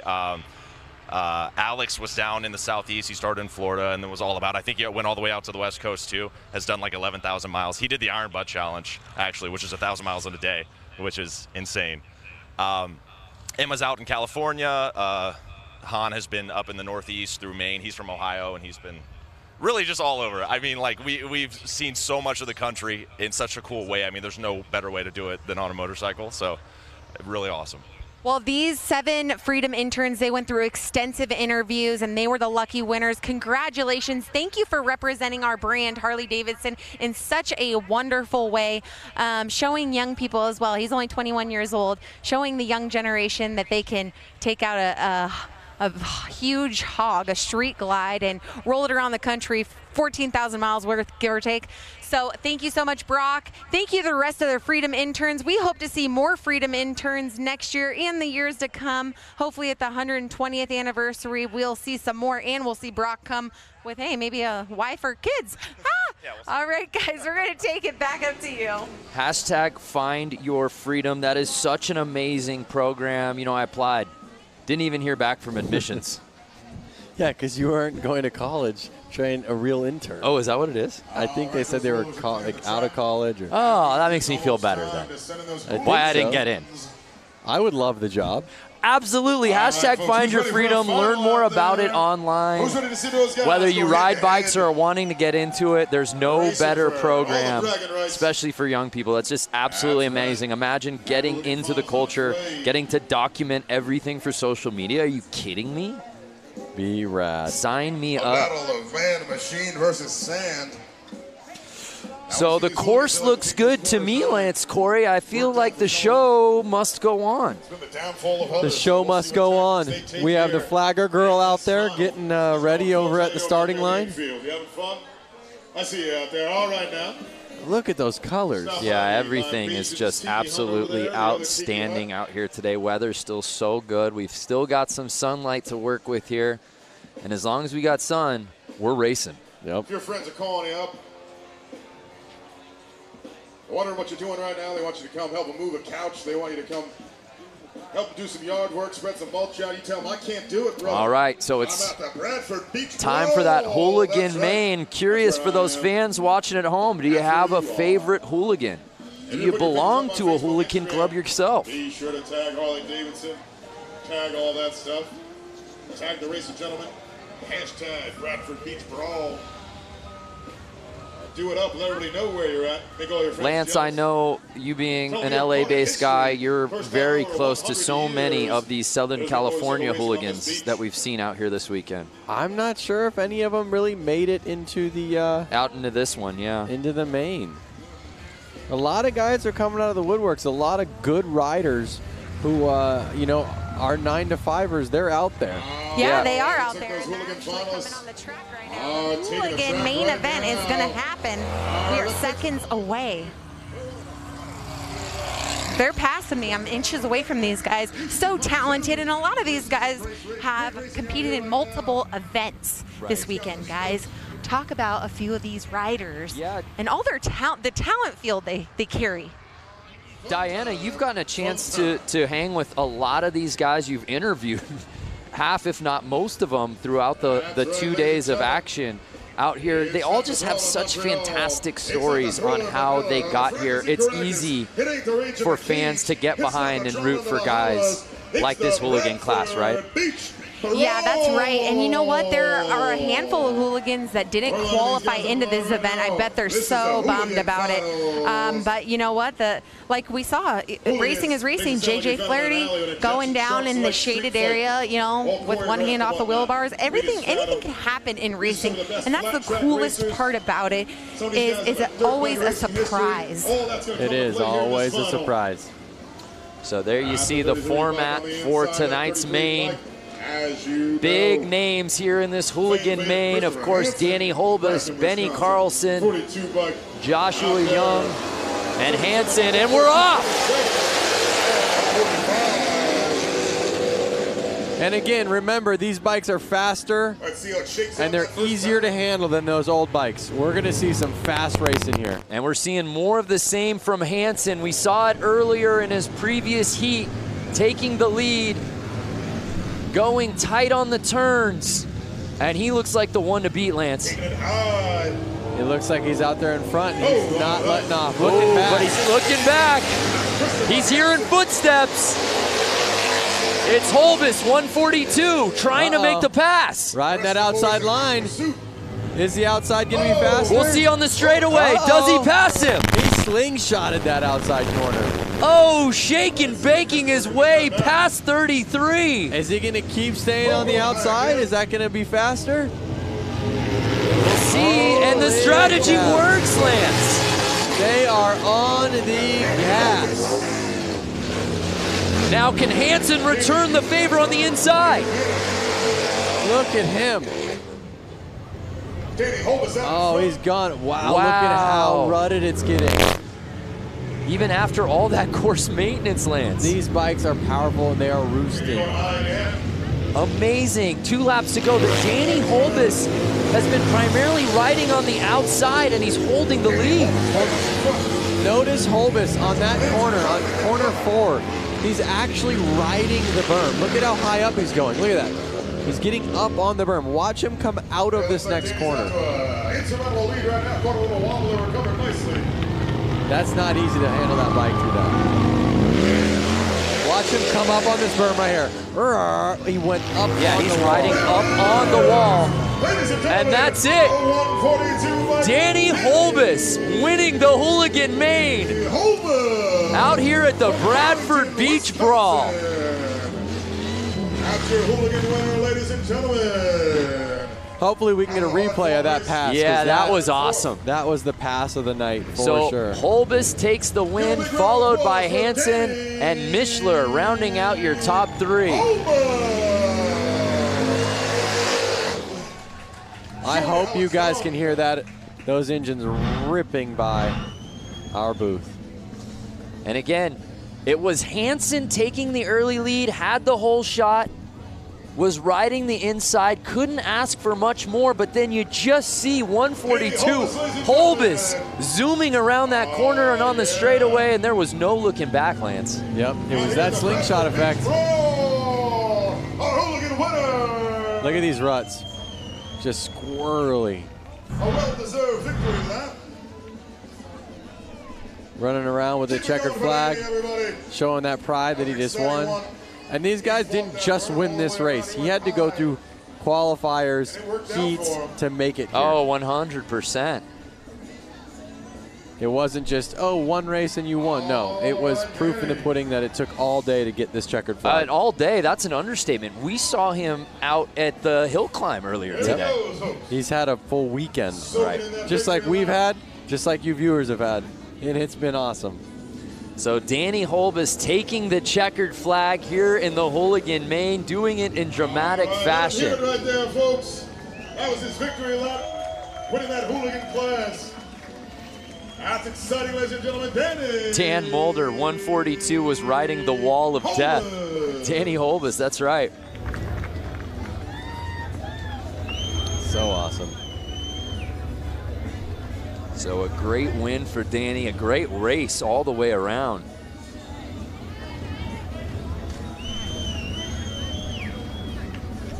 Sometimes you want to just sit here in silence, just staring at it like in awe. Should we just not talk for the rest of the show?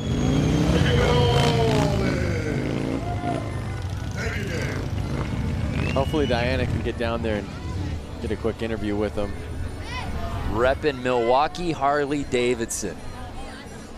Danny Holbis. And let's send it down to Diana, who's with our winner. Oh, he said he had a funny story with me. But anyways, this is Danny Holbis. Big round of applause for our Hooligan winner. This has got to be such a special feeling for you here this weekend. Huge party happening, and you took the win for the Hooligan class. Yeah, I'm super pumped. I have so many friends and family here. It's been a super awesome day. I just can't thank everybody enough that's had my back. You know, all my friends, everybody at Milwaukee Harley, Fuel Cafe, WFO Racing Online, Blue Moon Customs, Von Zipper. I just can't thank everybody enough. I'm so happy. Like, I woke up this morning and we went to the hill climb and it was pouring rain and I didn't even think that was gonna happen. And it turned out perfect. Perfection. He rode the outside line for the win. Give another round of applause for your Hooligan winner, Danny Holbis. What an awesome race. What a win it was. I want to hear the story that he was teasing to Diana before he got the mic. We'll get that later, I suppose. But Danny Holbis, heck of a day. Saw him out at Hill Climb, performed super well out there. Made his way over here to the beach. Uh-oh, is this another Hooligan class? These are all a bunch of hooligans that I see. What gave it away? They're shirts that say Hooligan? But wait a second. No, I see. This looks like TROG up here at the starting line. So right now we're racing at TROG 45. These are the TROG 45s here. TROG 45 classes are all. Our final race of the evening. Do you know what TROG stands for? Tell me. The Race of Gentlemen. The Race of Gentlemen, which makes sense as today's race is presented by the Race of Gentlemen. There you go. TROG. 2 and 2 together. You think that was a coincidence? But did you not really know? No, I just wanted to hear you explain it. We talked about it in meetings all day long. The Race of Gentlemen, TROG. Keep an eye on these guys. So this is it. The final race of the weekend here at the Harley-Davidson 115th anniversary celebration.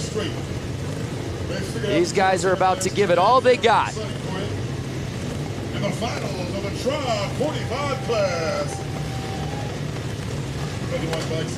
Checkered flag girl looking at them, making sure they're all ready to go. And they're off! 6 bikes, our final race. Oh no!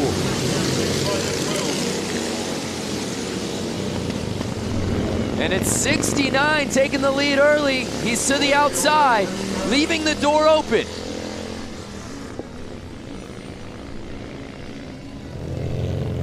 There they are again. Compared to the hooligans, these bikes are a lot harder to ride. Yeah. No hand controls and not as good of suspension. A little bit slower engines. So these guys are wrestling. I'm hearing all the cons. How about the pros, Lance? The pros is the fact that they're riding bikes that are 50, 60, 70 years old, and they're keeping the dream alive. You know.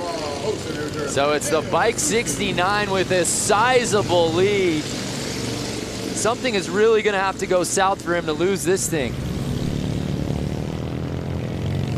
Oh, Detroit, right here. Pushing that 29 Harley-Davidson to the packs. So we're in the midst of the Race of Gentlemen. The 69 gives a look back. It's our final race of the evening. On the gas, their hands got to be tired. Their arms, their forearms got to be tired. One more flag. Final lap of the weekend. These guys are going to lay it all out on the line right here, right now. Trying to chase them down. Uh-oh, making it interesting. They're getting tired. The track's getting rough. Currently in third. Can they keep it together? And Detroit, Randy Hayward. He's cruising now, Lance. Yeah, he's exhausted. You can tell these guys are beat. And there it is, the checkered flag of the night. 2018 races are in the books. 69 putting it down on the final race of the night, and the Race of Gentlemen officially in the books here at the Bradford Beach Brawl.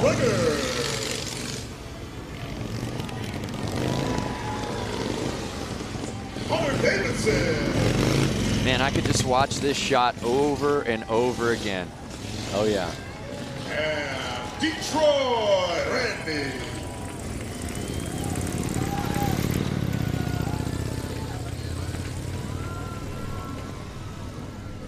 Look at that city. City of Harley-Davidson.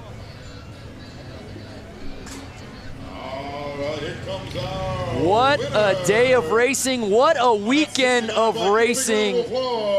Congratulations to all our competitors here at the Bradford Beach Brawl. We kicked things off last night under the lights in the arena with Flat Out Friday. All the guys and gals putting on a show under the roof. So much fun, so many different classes full of mayhem. Everyone getting involved in the action.